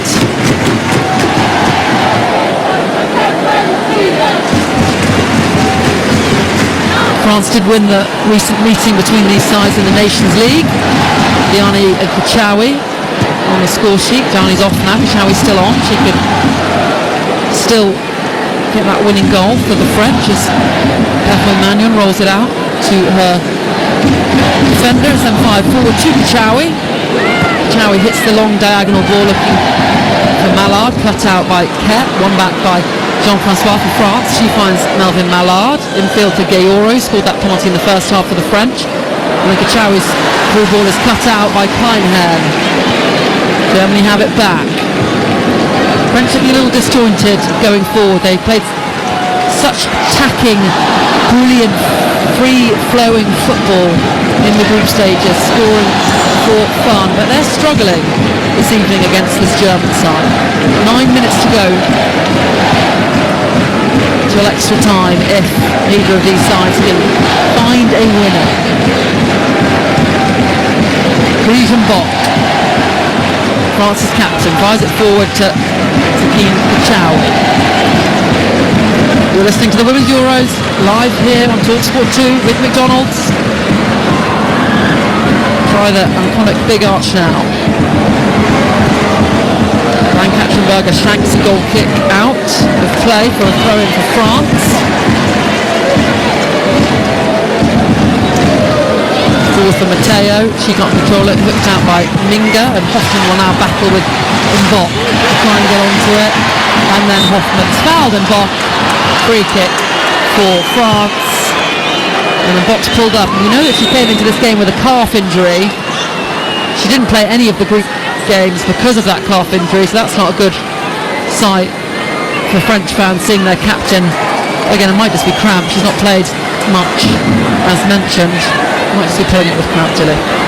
I was just laughing at Jean-Francois because she literally just got the ball and was like, put it down, play on, and turned back around and said, just get up, come on. But yeah, I think, you know what, she hasn't been playing much. It's not been an easy game for France either. It's been a tough game. Hoffman's done so well up there on her own to really try and wear down defenders. So it's natural really that she's pulled up with just a bit of tightness, I think, and stretching it out. Time ticking away. We are heading towards extra time. We've already had one quarter-final go to additional time. That, of course, was England. Then had to go all the way to penalties, and we were treated to that entertaining penalty shootout, which England ended up winning.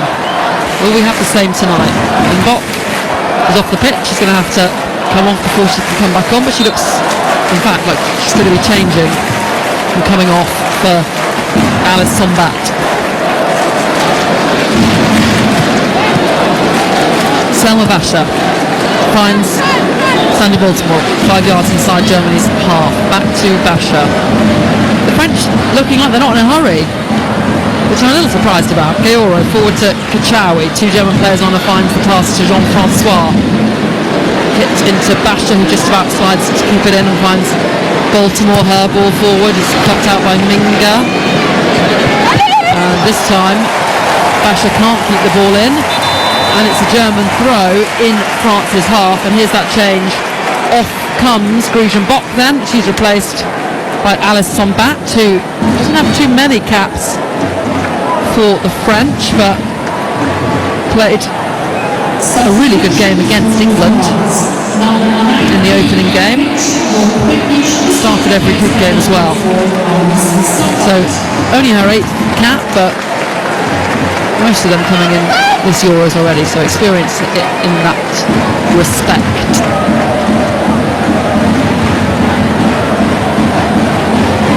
.84 minutes played. France 1, Germany 1. Both the goals coming in the first half. France's from the penalty spot, Germany's from Schöckenusken header. 5-10 minutes after the French got their goal. Selma Basha goes down from a challenge from Hoffman. Free kick for France. And the French are making a lot of all the challenges on them, but it's slowing the game down. Yeah, it is, and you know what? It's mad. When you're watching this, I would say that France have been the team that have been playing with 10. They look really tired. There's no urgency really for them to go, hold a minute, we don't want to go to extra time. Let's get this wrapped up and let's go and get a winner. And this is a challenge for the French because they've always had great players, they've always looked good, but they've never won a major tournament. They always fall short. They're the nearly team. And they've been granted a bit of a golden opportunity here with Germany going down to 10 players, getting that penalty as well. Not taking it right now. Selma Basha driving forward. Into the penalty area, cuts it back to Sakina Kachawi. She hits one from range. Caught by Ann-Katrin Berger, who just lets it fall to the floor to waste a bit of time. Picks it up, 5 minutes to go till the 90 is up. And the French resorting to long-range efforts. And I think I would also have a little bit of a moan up at the referee here because Kachawi can't really get it out from her feet because the referee has literally stood in her eye line and in her way of the pass, which then means that she's not able to really open up and have that space for the strike. Long ball up to Hoffman, who fouls Jean-Francois. Free kick for France. Jean-Francois back up on her feet quickly, wants to get things going. But the ball had been hooked away already, so it's going to have to be brought back. Christian Wuck watching on the German manager. Probably the happier of both managers in a sense, as Jean-Francois takes the ball on the halfway line. Finds Sandy Baltimore, he's got Basha on the outside. Plays Basha in, her ball across, off a German defender, out for a corner, and the German players keep geeing up the crowd. They're feeding off the energy of the crowd. The French looking tired, despite having one player more. 1-1 it remains, with 3 minutes left to play of the 90. Selma Basha over to take the corner. Can the French create an opportunity from this set piece? Eora wearing the captain armband now. It's back to Jean-Francois on the edge of the box. She goes back to Basha. The blue shirts wait for the delivery. It's off Eula Brandt. And it will go out for another corner for France. Good defending from Germany. Basha to deliver again. Surely the French will find a way through. And Katrin Berger marshalling her 6-yard box. Tess Olofsson, the referee, over just to make sure there's no illegal challenges in that 6-yard box, as Mallard, the number 9 for France, tries to get in front of Berger and block her sight of the delivery. And Basha will eventually take the corner. Swings it in to the box, met by De Almeida on the volley. A big ooh from Gillian Flasley next to me. So it looked for a moment like it was going top bins, but actually it was a rather weak effort caught by Berger. Yeah, I mean, she does really well though to cushion it back. I mean, how many times have we seen this from players where they've lined up a volley and it just hits into the stand behind? She actually does really well to cushion it back goalward, but doesn't trouble Berger, but it looked a lot more dangerous when I first saw it. Yeah, she caught it well. Too close to the goalkeeper. And speaking of the goalkeeper, Ann-Katrin Berger is down holding back of her thigh. It's a bit of treatment. Is she just trying to slow the game down? I suspect so. I've seen her do this before many times for Chelsea in the WSL. A bit of a tactic, although we are in the 89th minute. Time's ticking away anyway. Yeah, I've seen this quite regularly. Commentate on it quite regularly. I mean, it's clever from Germany aren't going to be playing for extra time. They're probably going to be trying to play for penalties because that's their best opportunity. So someone has to take one for the team, and the goalkeeper can't come off. So obviously Berger's doing that. Yes, and I wouldn't be surprised if they're playing for penalties, the Germans, because they've got a great record at penalty shootouts. In the bronze medal match up against Spain in Paris 2024, Ann-Katrin Berger saved from the spot against Alexia Putellas. They won the quarter-final against Canada in the penalty shootout as well. 8 minutes then are going to be added on to the end of this 90. Can either of these sides find a winner in normal time, or are we going to additional time? Berger back up on her feet, game back underway. Grace Gayoro takes it and turns away from Luskin. Mallard busting and gut forward, played out to the left instead to Sandy Baltimore. She chops back, wins the free kick, but France will want to get this going again. They're running out of time. Foul by Sense. They're not in a rush to take it at the French, and it's Jean-Francois who leisurely passes it back to Lacroix. Comes forward under no pressure, finds Baltimore in a bit of space. Pokes it back to Basha. Infield to Jean-Francois. She plays it up to Mallard, who flicks it onto Matteo. Her heavy touch takes the ball back to Jean-Francois. A minute of the 8 additional minutes, injury time minutes played. Pachawi delivers the ball into the box, and Captain Berger catches, claims, goes to the ground, eats up a couple of seconds. I think this has been France pretty much all night. Get the ball in the wide area, cross comes in. When Katoto was on, she was really the only player that was there challenging, and now she's not on, and there's no one there really challenging and making it difficult. I think for France, their best way to get in is ball on the floor and trying to get into the spaces in between the lines.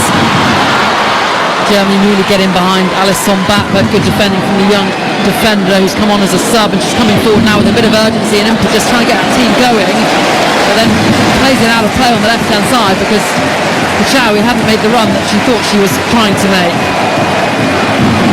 And France, who looked brilliant in the group stages, scoring 11 goals, only Spain scoring more, not looking as good as they did in this quarter-final up against Germany, up against 10 players. Still 1-1 the score. Basher with the throw-in into Chelsea Jean-Francois. Basher then slides it all the way back to Sombat. Out to Di Almeida, the right back, just over the halfway line. She hits it into the channel for Gayoro. Touches it down brilliantly with the outside of her foot. She's got 2 white shirts around her. Plays it forward to Matteo, keeps it in by the corner flag. Matteo then challenged by Knack, and the ball ricochets into the penalty area. It's back with Sombat, who hits it into the box, cleared out. The French just taking pot shots at the moment, but they give it away to Hoffman. She tries to hold it up, loses out. The French have possession with their captain now, Grace Gayoro. Took the armband off Grecian box. She's fouled. Free kick for France, but can't be taken quickly. 5 minutes of the 8 injury time minutes left to play. France is really struggling to break Germany down, and don't really have like a clear plan or when they're going forward what sort of routines they're doing. I suspect England fans will be watching this thinking, I wish the French played like this against us and opening the game, because we probably won. It's hard to break down what's not quite working for the French. I do think as well that the change in the game on the quarter-hour mark, where Germany went down to 10 players, has actually made it harder for the French. The Germans are kind of bedded in, and they're now trying to break down a deep block as opposed to playing a more open game of football, and they're just not really coping with the change in circumstances. Yeah, because I also think as well where Germany have had to sit in and protect rather than play their normal game plan as such, the spaces aren't really there for France to exploit.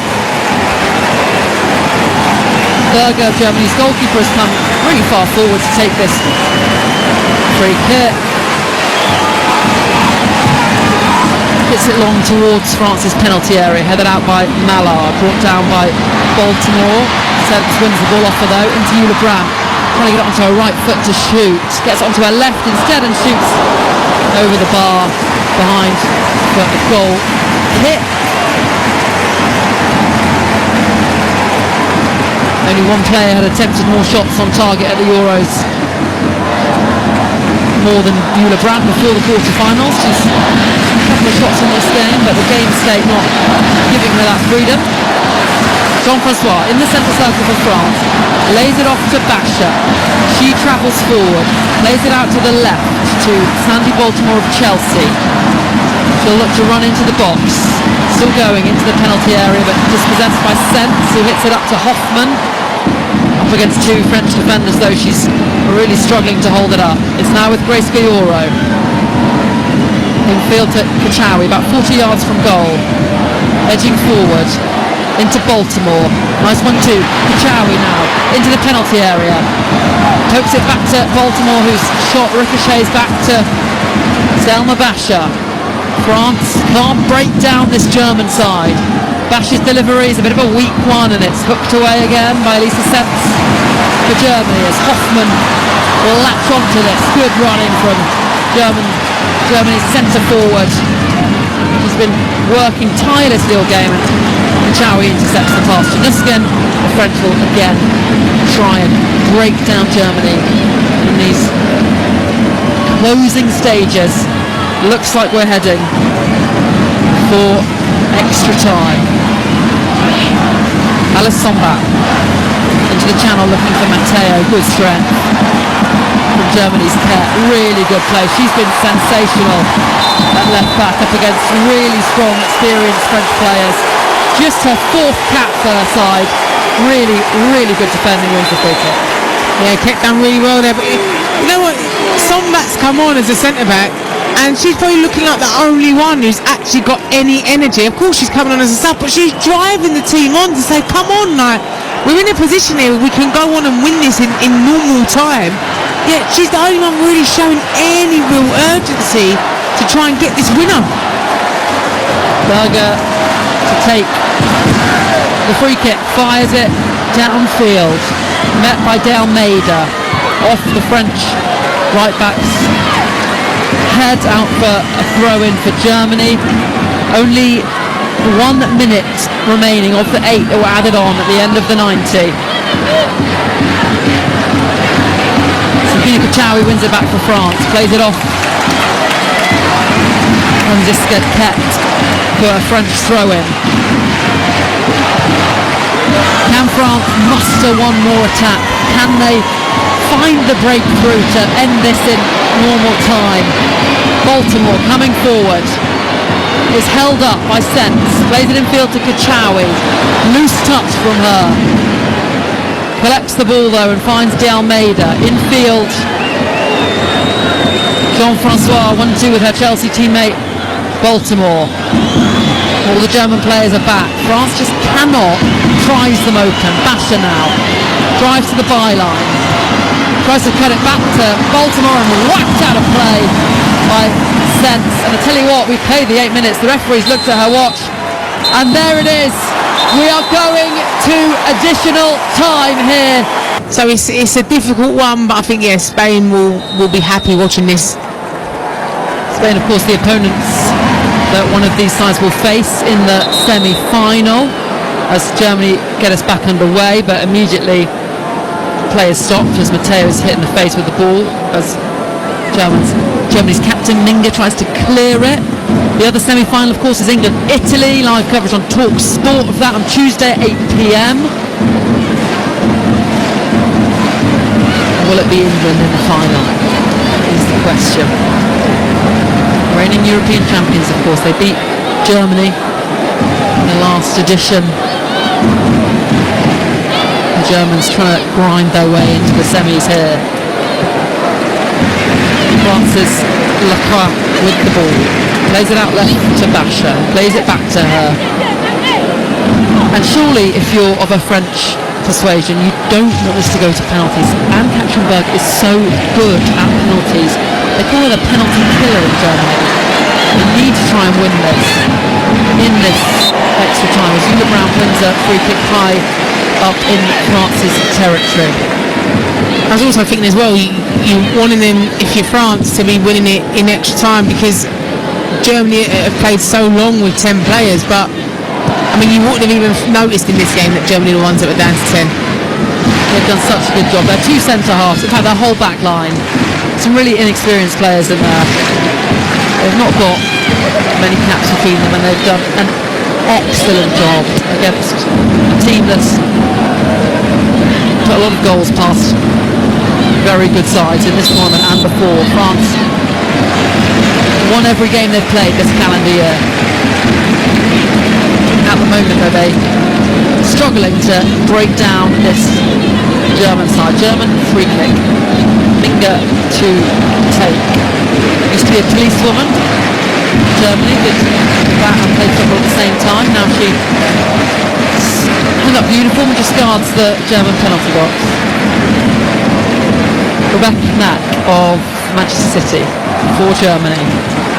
Travels over the halfway and up to Hoffman, get there, and it rolls harmlessly through to France's goalkeeper, former Arsenal goalkeeper Bertrand Magnon, won the WSL title with the Gunners some time ago now.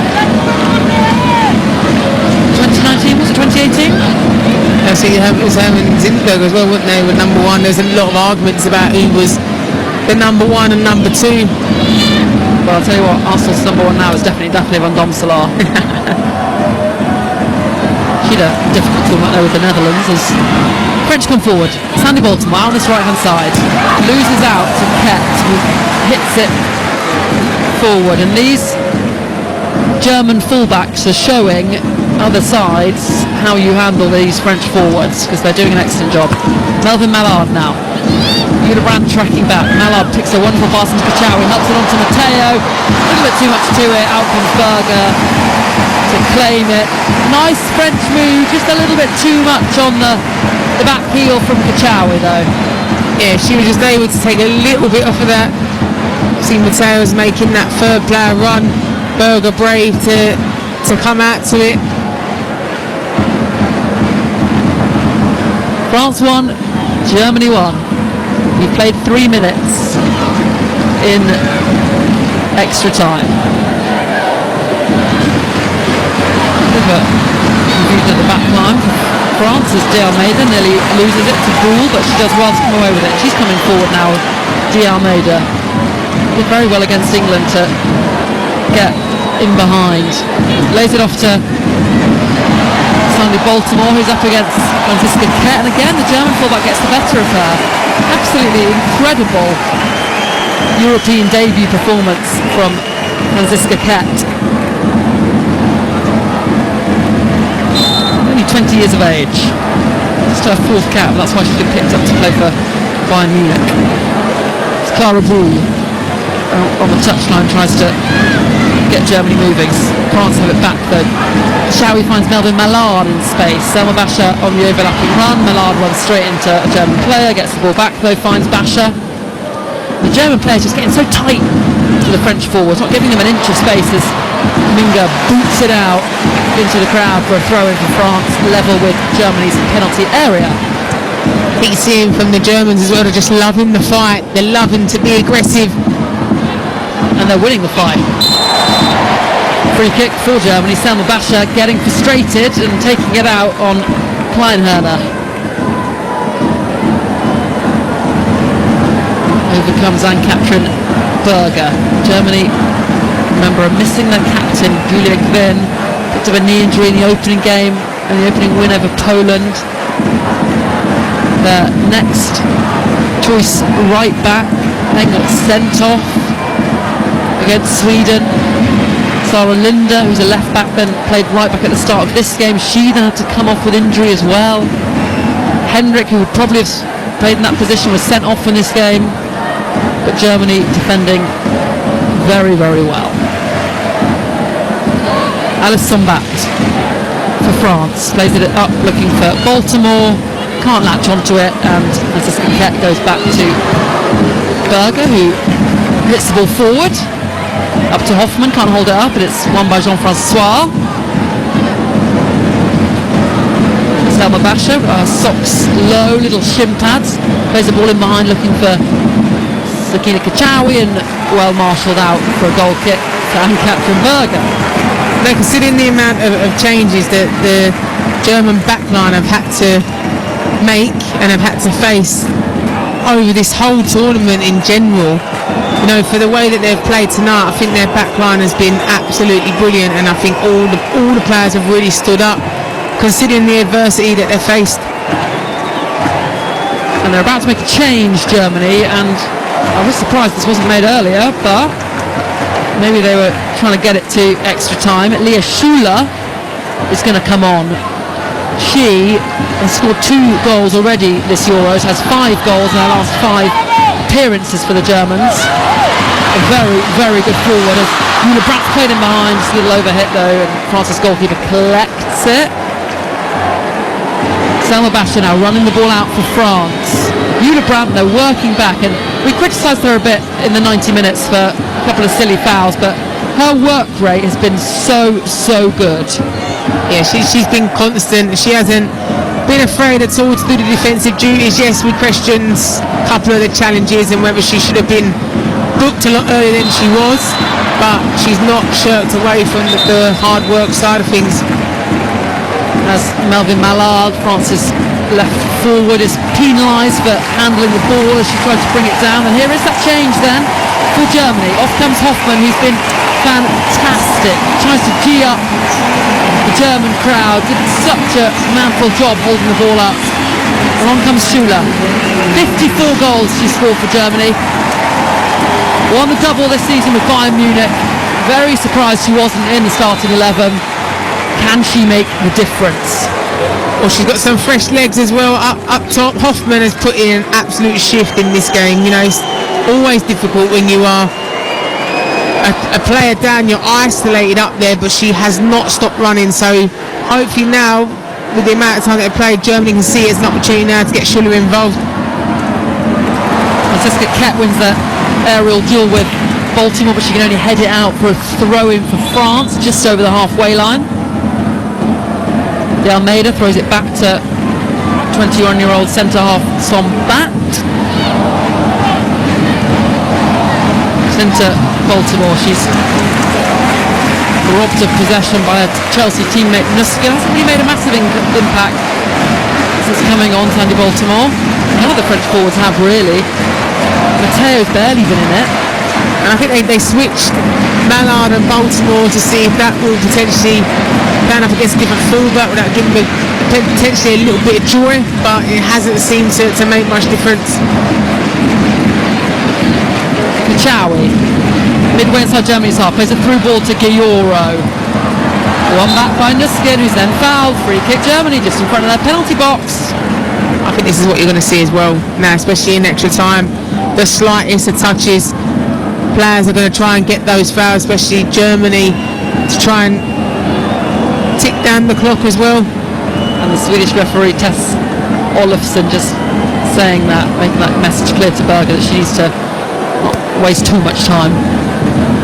Approaching that 100-minute mark, 5 minutes of the first half of extra time to go. Jule Brandt beats Basha, beats Mallard, dinks the ball forward off the head though of Basha, who lays it into Kachawi. Space to run into for Sakina Kachawi.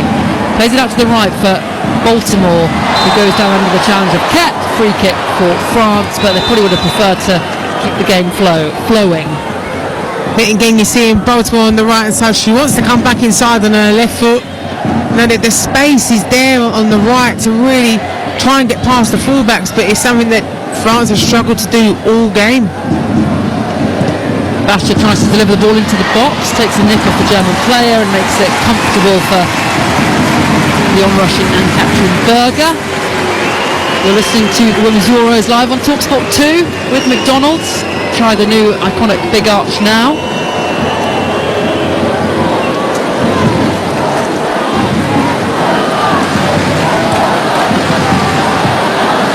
Baltimore trying to wriggle away from Kett, and the German defender had 2 hands on Baltimore and she's in the book now for that challenge, but professional foul really, isn't it, Julie?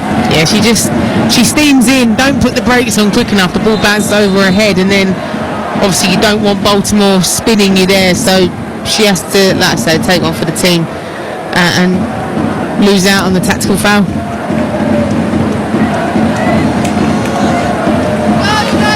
These German players surely are tiring and playing with 10 players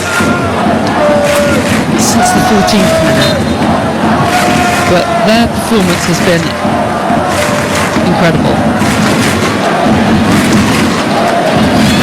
Ball up to Mallard, she ball passes it back to the defender.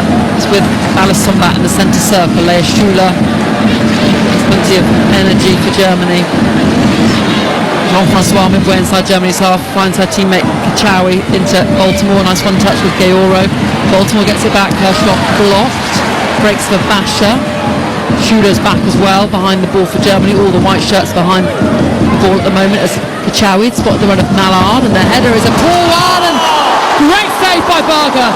And then Mallard goes down and challenge in the penalty box. Nat clears it, but France, well, they can't find a way past Germany, but the Germans nearly scoring an own goal and scoring for the French. Incredible stop from Berger. What a save! You see her backpedaling, and you don't think she's going to get there, but she just does a huge jump, and her arm is so stretched out. It's an incredible save from Berger, absolutely incredible. She lengthened her arm by a couple more inches. That's Stretch Armstrong.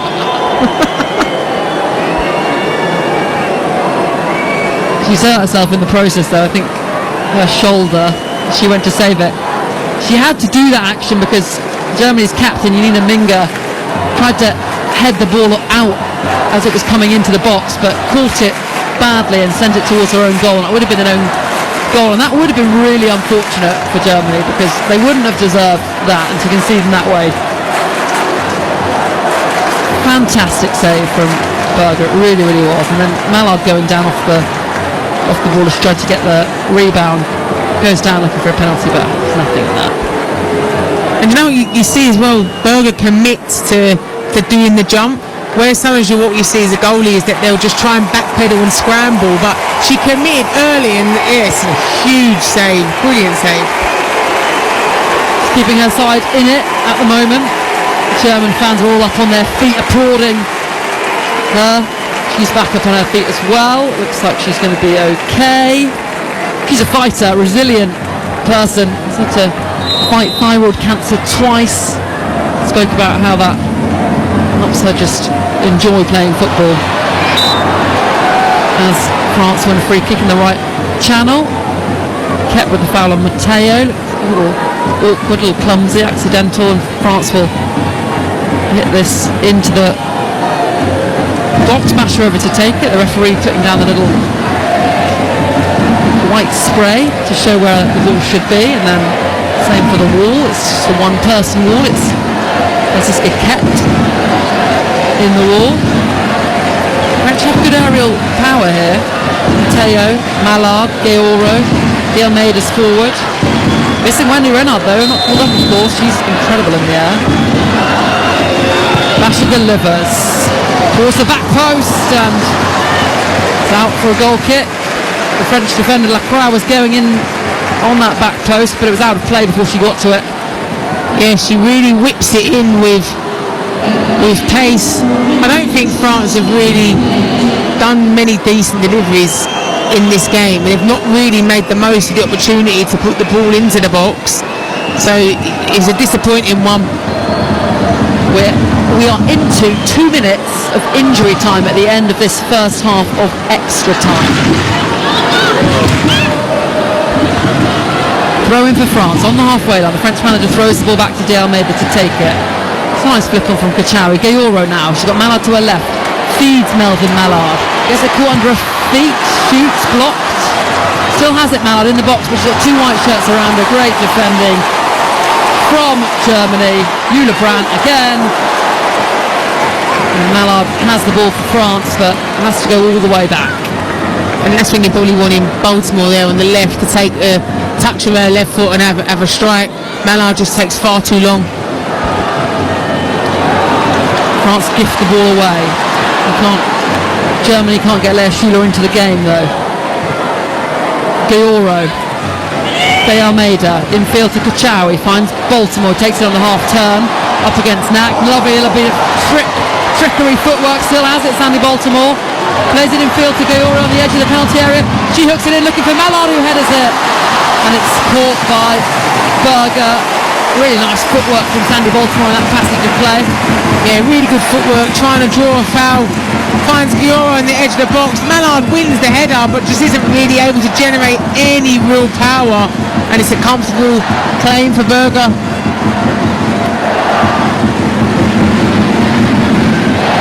Kuniskin for Germany hits the ball up forward, looking for Lea Schuler, who put an arm out to try and hold off Jean-Francois. Caught her in the face. Free kick for France. And I don't know the stats, but I reckon this is the game with the most fouls, Gilly, at this Euros, because it's been so broken up. Yeah, it's been so bitty throughout the whole of this game. And that is the end of the first period of extra time. Still, the score is 1-1. Just a little spot as well. Burgers took an extra bottle over to the goal with all the players' penalties. Classic. They do so much research now, don't they? So they know exactly which way the player's going to go.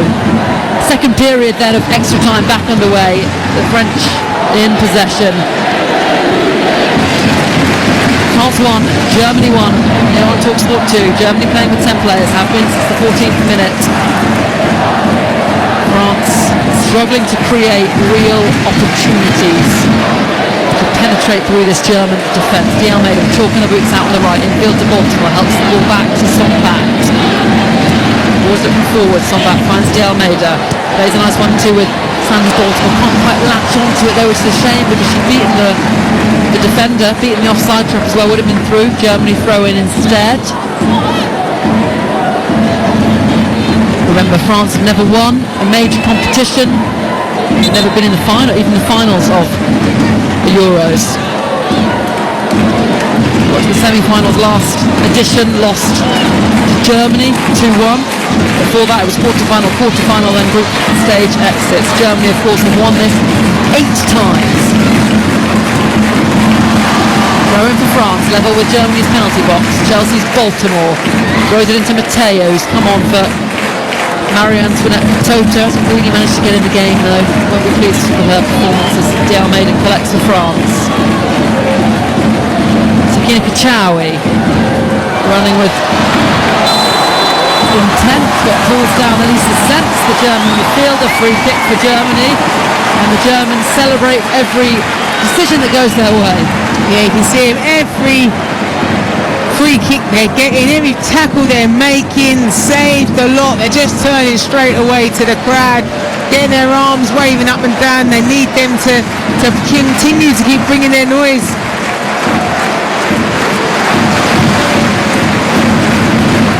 Ball hit up, looking for Clara Ball, goes through to the French goalkeeper, Bertrand Magnon. Jean-Francois, we played 107 minutes. Are we heading to penalties like England-Sweden did? If France are French, are struggling to string a pass together. I'm starting to struggle to string a sentence together. Julia Brandt running in between two French defenders. Great powerful run from Brandt. Slides it in, looking for the run of Clara Ball, didn't quite get the angle right of the pass, goes behind for a goal kick. Brandt looks dangerous though. Brandt, Ball and Schuler are a frightening German attack. Yeah, and Brandt just makes the wrong pass. She should have gone on the outside shoulder of De Almeida, but she doesn't. She tries to come inside, and that's when it ends up running straight through, or straight out for a goal kick. Alice Sombat for the French into Gioro, finds Melvin Mallard, who helps it back to the captain. Mallard again tries to trickle away through the German defence, but they're so good, Germany, just blocking the passing lanes, intercepting the ball, jumping into challenges as Gioro gifts the ball to Germany. Julia Brandt with the long ball, looking for Ball, met instead by Alice Sombat. France work their way out of defence. Selma Basha now driving down the left-hand side, plays it into the path of Matteo. She delivers it in, goes over away from the France attack, and then a slide-in challenge from Sonny Baltimore, draws a foul, free kick for Germany. Well, in fact, it hasn't been given. It looked like the referee blew a whistle, but perhaps she didn't. Whistles from the crowd. As Basha has the ball out on the left-hand side, infield to Matteo. It's back with Kachawi. 1-1 it remains. We are heading to penalties. Spanish await in the semi-final for the side that can find the grit to win this game. Kachawi. Move breaks down. Germany coming forward now with Schüler. She can't hold on to it.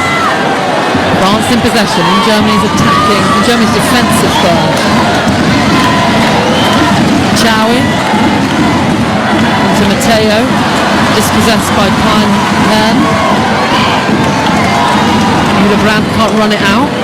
Kachawi again, and Germany again win it back. Free kick Germany as clearance struck the hand of a French player. This performance from Germany really is so gritty. They are grinding this out. Fair play to them. Yeah, they've been absolutely brilliant. When you think the sending off in the 15th minute, you know, and going 1-0 down, it looked like it could have ended up being a potentially a high scoring game, but they've dug deep. You know, they've fought to keep going, and I think they deserve to get through to penalties at least. We've got 10 minutes remaining in this second period of extra time until we'll have penalties. 1-1 it remains. France are about to make some changes as fullback for Germany, Franziska Kett, tries to shuffle back onto the pitch. She was off the pitch, she got injured. I should have pulled her hamstring, or perhaps she just has cramp. She shuffled back onto the pitch to get a bit of stretching out from Clara Boule. Here come those French changes then. The first one sees Selma Basha come off for young Ndongala. Played every game in the group stages. Started the game against Wales. And an experienced head coming on in Amel Majori. She's coming on for Grace Gioro, who goes over to Sakina Kachawi and puts the captain's armband around her instead. So France's goal scorer Gioro, who scored penalty spots, coming on. Majori coming on. She missed the last Euros with an ACL. Wasn't in the squad under Hervé Renard, but is under this manager. Only had one appearance in the group stages. That was against the Welsh. Those French changes made then, and Kat is getting her legs stretched out by the physios. Bit of spray. Germans are going to be making a change of their own as well. Hoffenheim's Churchy is actually putting a big bib back on. She's not quite ready to come on.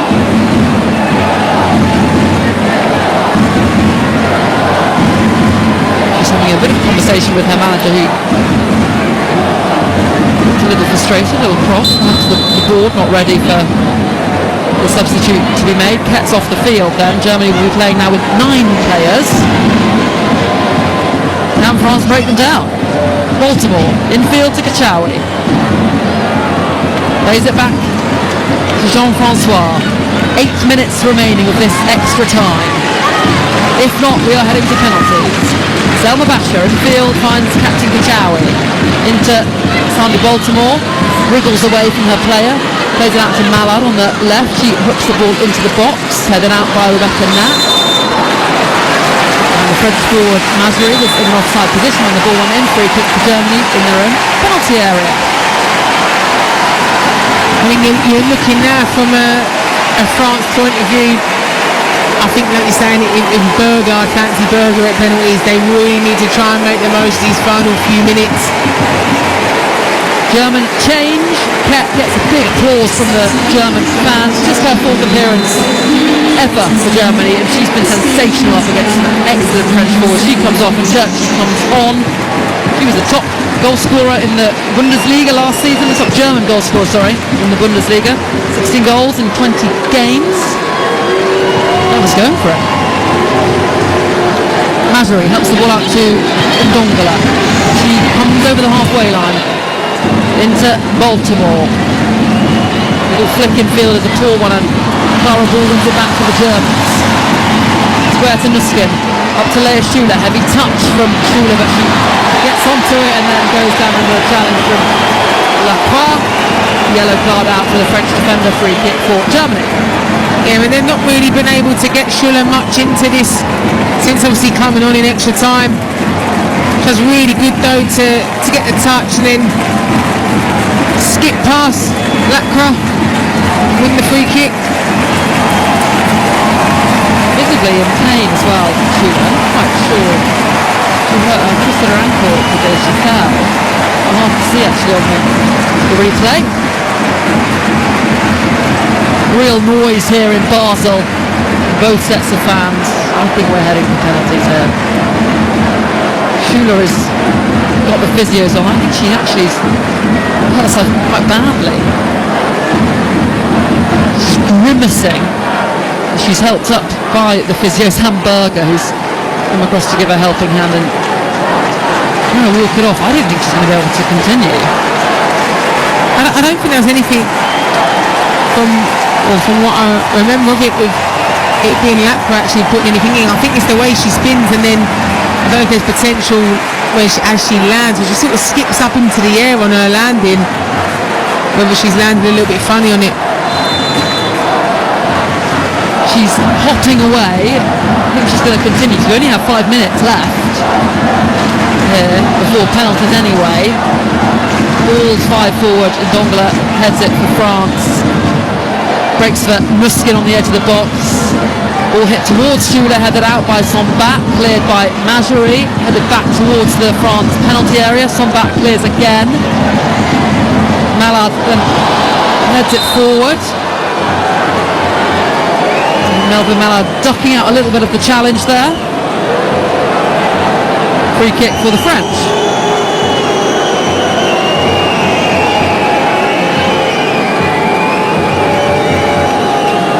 And now Jule Brandt is down for Germany. Took a bit of a whack in the face from Sakina Kachawi as she tried to run off. She's back up on her feet though. Free kick taken too quickly for the referee's liking.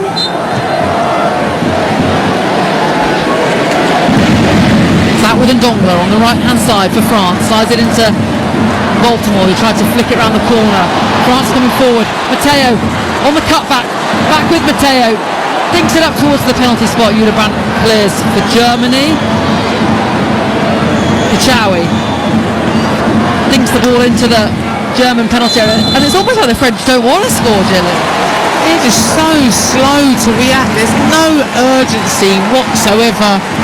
You haven't even got players really gambling either. You still really only got 1 or 2 players in the box and everyone else just outside pushing it. They're not reacting to the first or second ball. They're just standing still. The French need a player to take the game by the scruff of the neck and just do something special. None of them are taking responsibility and they're heading for penalties here. Amal Majouri, experienced French forward, lays into the path of Baltimore on the right. She delivers the ball into the box, headed out by a German defender before Mallard could get there. Basha now, 3 blue shirts in the box. Again, it's a terrible delivery from Basha. Her deliveries have been dreadful this game. Goal kick Germany. Yeah, normally her deliveries are exceptional, you know, but like you said, they've just been poor all game. And I just don't feel like with France, when they've attacked, they've had a real game plan at all. It's sort of when they put the ball into the box, it's sort of a hit and hope, or let's just aim for the one person that's decided to get into the box. You were right about those water bottles as well. The TV screen in front of us has shown that one of the water bottles that Anne Katzenberger has behind her goal has all the French players on it and the positions and the ways they go on a penalty shootout. That's all keepers do these days. 2 minutes remaining of the extra time. Ball fizzed into Baltimore, can't control it. Comes back to Sakina Kachawi, midway inside Germany's half. She's wearing the captain's armband now. She shimmies to the left and plays it into Majouri, cleared by Germany. Only so far as Selma Basha. Out to Matteo on the left. Nudibrandt tracking back, and Nudibrandt accidentally helps it behind for a corner for France in the final stages of this game then. 1-1 the score remains. Brandt as well doing their defensive duties. You know, you're saying France has enough opportunities to put the ball into the box, but they haven't looked at all threatening with it. Germany making a couple of changes now, and I think this is with an eye on the penalty shootout. They're bringing on Sarah de Vries, a very experienced German player, the only player in this side with 100 caps. She's coming on for Lisa Sens. And they're also bringing on, for her 70th appearance, Dahlmann, who played at the Euros for Germany in 2017 and 2022 as well. Another experienced player, so they're on, I would suspect, for the penalty shootout. First though, Germany need to survive this corner. We've played 120 minutes then. How much time is added on for injury time for the end of this 120? We're not sure yet. Referee telling him to hurry up with the corner. Kachawi delivers, headed up, and De Vries, substitute, doesn't manage to clear it the first attempt, does on the second. We've got 3 minutes on the end of the 120 we've played. Can he decide, find a winner, or are we going to penalties? A second quarter-final to penalties. Ndongla for France, out on the right-hand side, lifts the ball into the penalty area, and it's an easy catch for Ann-Katrin Berger. Yeah. Ndongla, I don't think, has been able to really get forward as much either. Bit of a hopeful ball into the box, but this is what Berger loves. She loves to do the game management side of things. Very experienced player when it comes to that. She's a real character, Ann-Katrin Berger. I had the pleasure of watching her in the WSL for many years at Chelsea. Poor challenge that from De Vries. Scrappy passage of players. France managed to wrestle control of it in the end. Mallard in the centre circle. Kachawi hooks it out to Basha, who brings it down, comes over the halfway line, knocks the ball forward to the outside of her foot, and then drives left, gets the ball across, cleared by Knapp. Dahlmann collects for Germany. Under little pressure, goes past Mallard. It's off Kachawi, out for a Germany throw-in, and it's at the feet of the French manager, Laurent Bonnadet. And he will be fuming with his side for not being able to find a winner when they played around 110 minutes, 105 minutes against 10 players. Schüller for Germany picks it up, back to Nuskin, 1 minute remaining, and then we're hitting penalties. Ndongla intercepts, she travels over the halfway line, finds Kachawi. Baltimore's got lots of space out on the right hand side. Instead they go to the left to Mallard. Mallard has spotted the run of Baltimore, instead goes for goal, and it's off the crossbar. Nearly won it. It was about 25 yards out. Good effort from range. And that probably one of the best France chances. Yeah, I mean, it smashes off the crossbar. I'm not too sure how comfortable Berger is. She acts as though she knew it was going to hit the crossbar, but Mallard doing really well, and you potentially could have been looking at a match winner there. We have played the 3 minutes. There is the full-time whistle. We are heading to penalties. Referee just not ready to blow her whistle yet. She does now then. Germany with the first spot kick. Nina Minga. Up she steps, and it's a good penalty. Germany have scored the first. Big celebrations from her. Clasps her fists in the air. Good penalty. Sent the French goalkeeper the wrong way. Germany 1-0. You know, she has to do really well because she's standing there for a very long time, and you feel like a player would be thinking more and more nervous about it, but captain steps up, calm, slots it home. So the first French player up to take a stop kick is Amel Majuri, experienced player just brought on at the end of extra time, and the referees annoying her as she's trying to make her put the ball exactly on the spot. She keeps trying to put it just in front of the spot, and the ref's not happy with this. Bit of an awkward exchange. It's not what you want when you're trying to get in the zone and focus. She runs away to the right. Bit of a curved run up. Amel Majri saved by Berger. Whoa! And Katrin Berger ushers the crowd to cheer. She's so good. From penalty, she's called the penalty killer in Germany, and she killed that penalty dead. It's a brilliant save, but Flo, I'll be completely honest, I'm not a fan of these fancy run-ups. Just run, just take a few steps back, take one step to the side. Majri was literally side onto the ball. I'm just not a fan. Well, we weren't saying that when Chloe Kelly scored. So Germany have the advantage. Up steps Dalman, and she hits it top bins.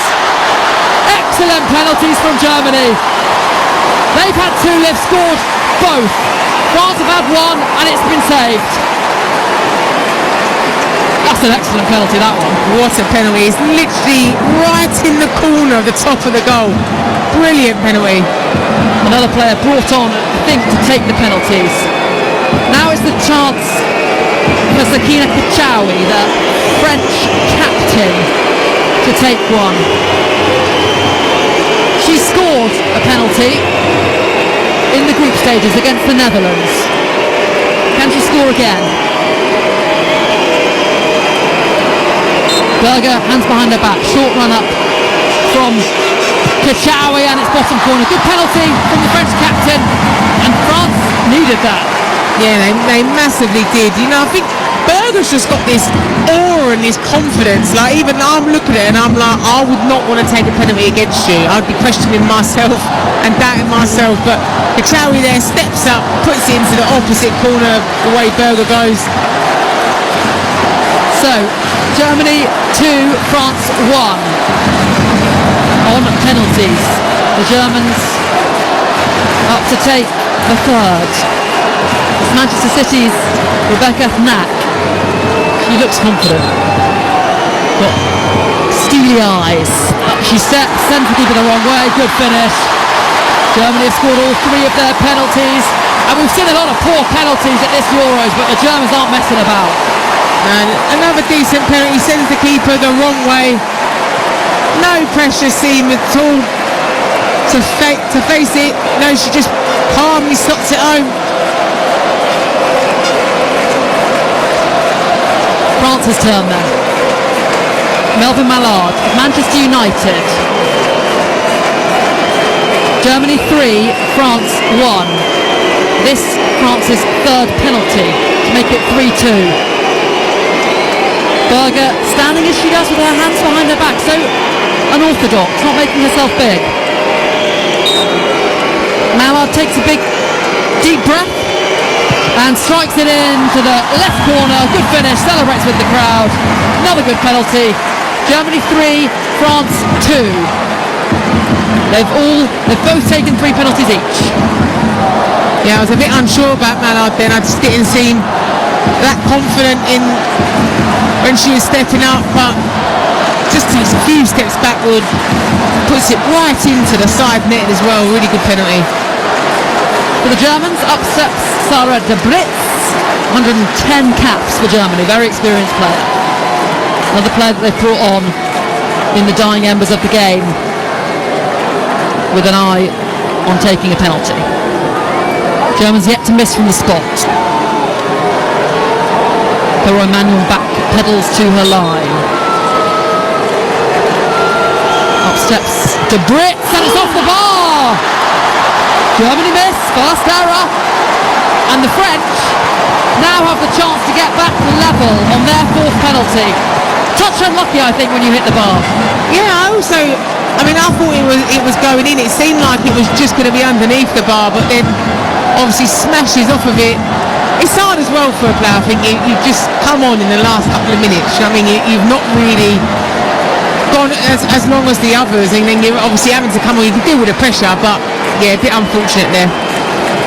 Up steps France's Sunday Baltimore then to restore parity. Up against former Chelsea goalkeeper Anne-Catherine Berger. These two never played at Chelsea together. Berger left before Baltimore joined. Short run up from Baltimore. Up she steps, good penalty. Went left for Berger, sent the goalkeeper the wrong way. Fine finish. 3-3 on penalties then, and it's up to the fifth penalty. Germany to take first. I just really don't like penalties, Flo. I can't cope with it. I really can't. And that's as a neutral. Oh, and this is a wonderful part of the tale. Up steps Anne-Catherine Berger to take the fifth penalty for Germany. The goalkeeper from the spot finishes top corner and goes away and celebrates. Anne-Catherine Berger is box office. She loves it.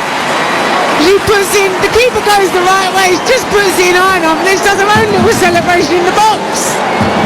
And we saw the Swedish goalkeeper take a penalty against England. She looked like she was taking a goal kick, absolutely skied it. Well, no mistake from Anne-Catherine Berger. Okay, up steps young Oriane Jean-Francois, and she has to score this, otherwise France are out. Germany 4, France 3. Germany have taken 5 penalties. The French are taking their 5th. The young Chelsea player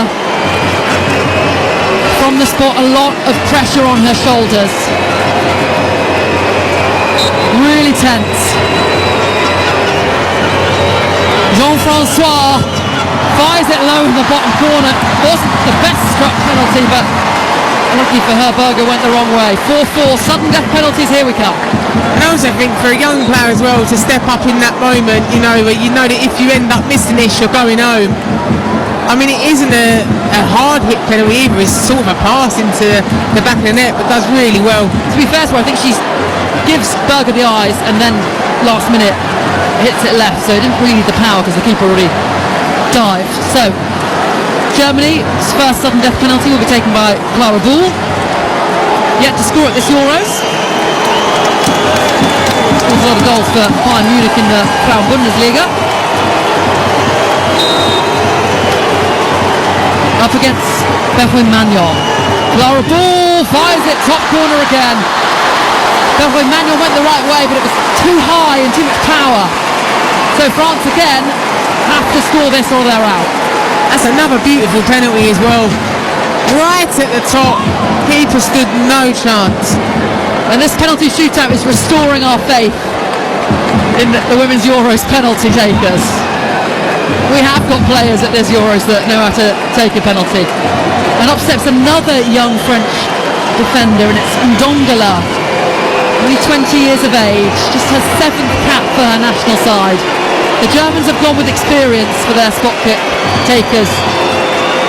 French have gone with youth. Ndongala, hands on her hips. Up she steps, good penalty, Berger went the wrong way, really good finish. Really, really brave from the young player.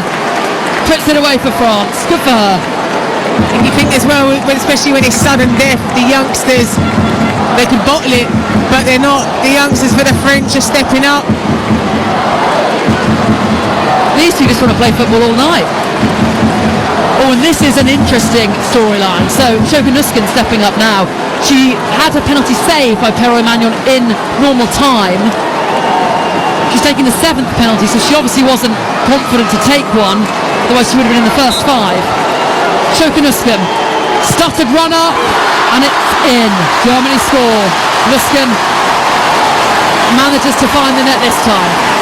She needed that as well, especially, like you said, missing one in the game.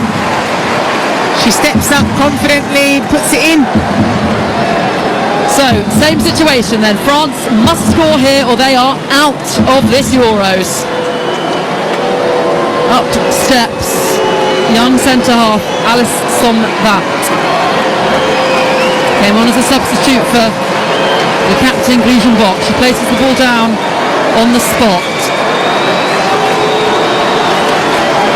Takes a couple of steps backwards. Takes a big deep breath. She looks nervous.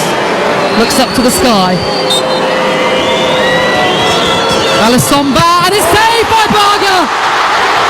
France are out, and Germany are into the semi-finals. Oh, but wait, one moment. Did Berger come off her line? The Germans have halted their celebrations. No need to though. She didn't come off her line. She saved Germany again in a shootout. She's the penalty killer. France's dreams of winning a first major tournament are dead. They are out.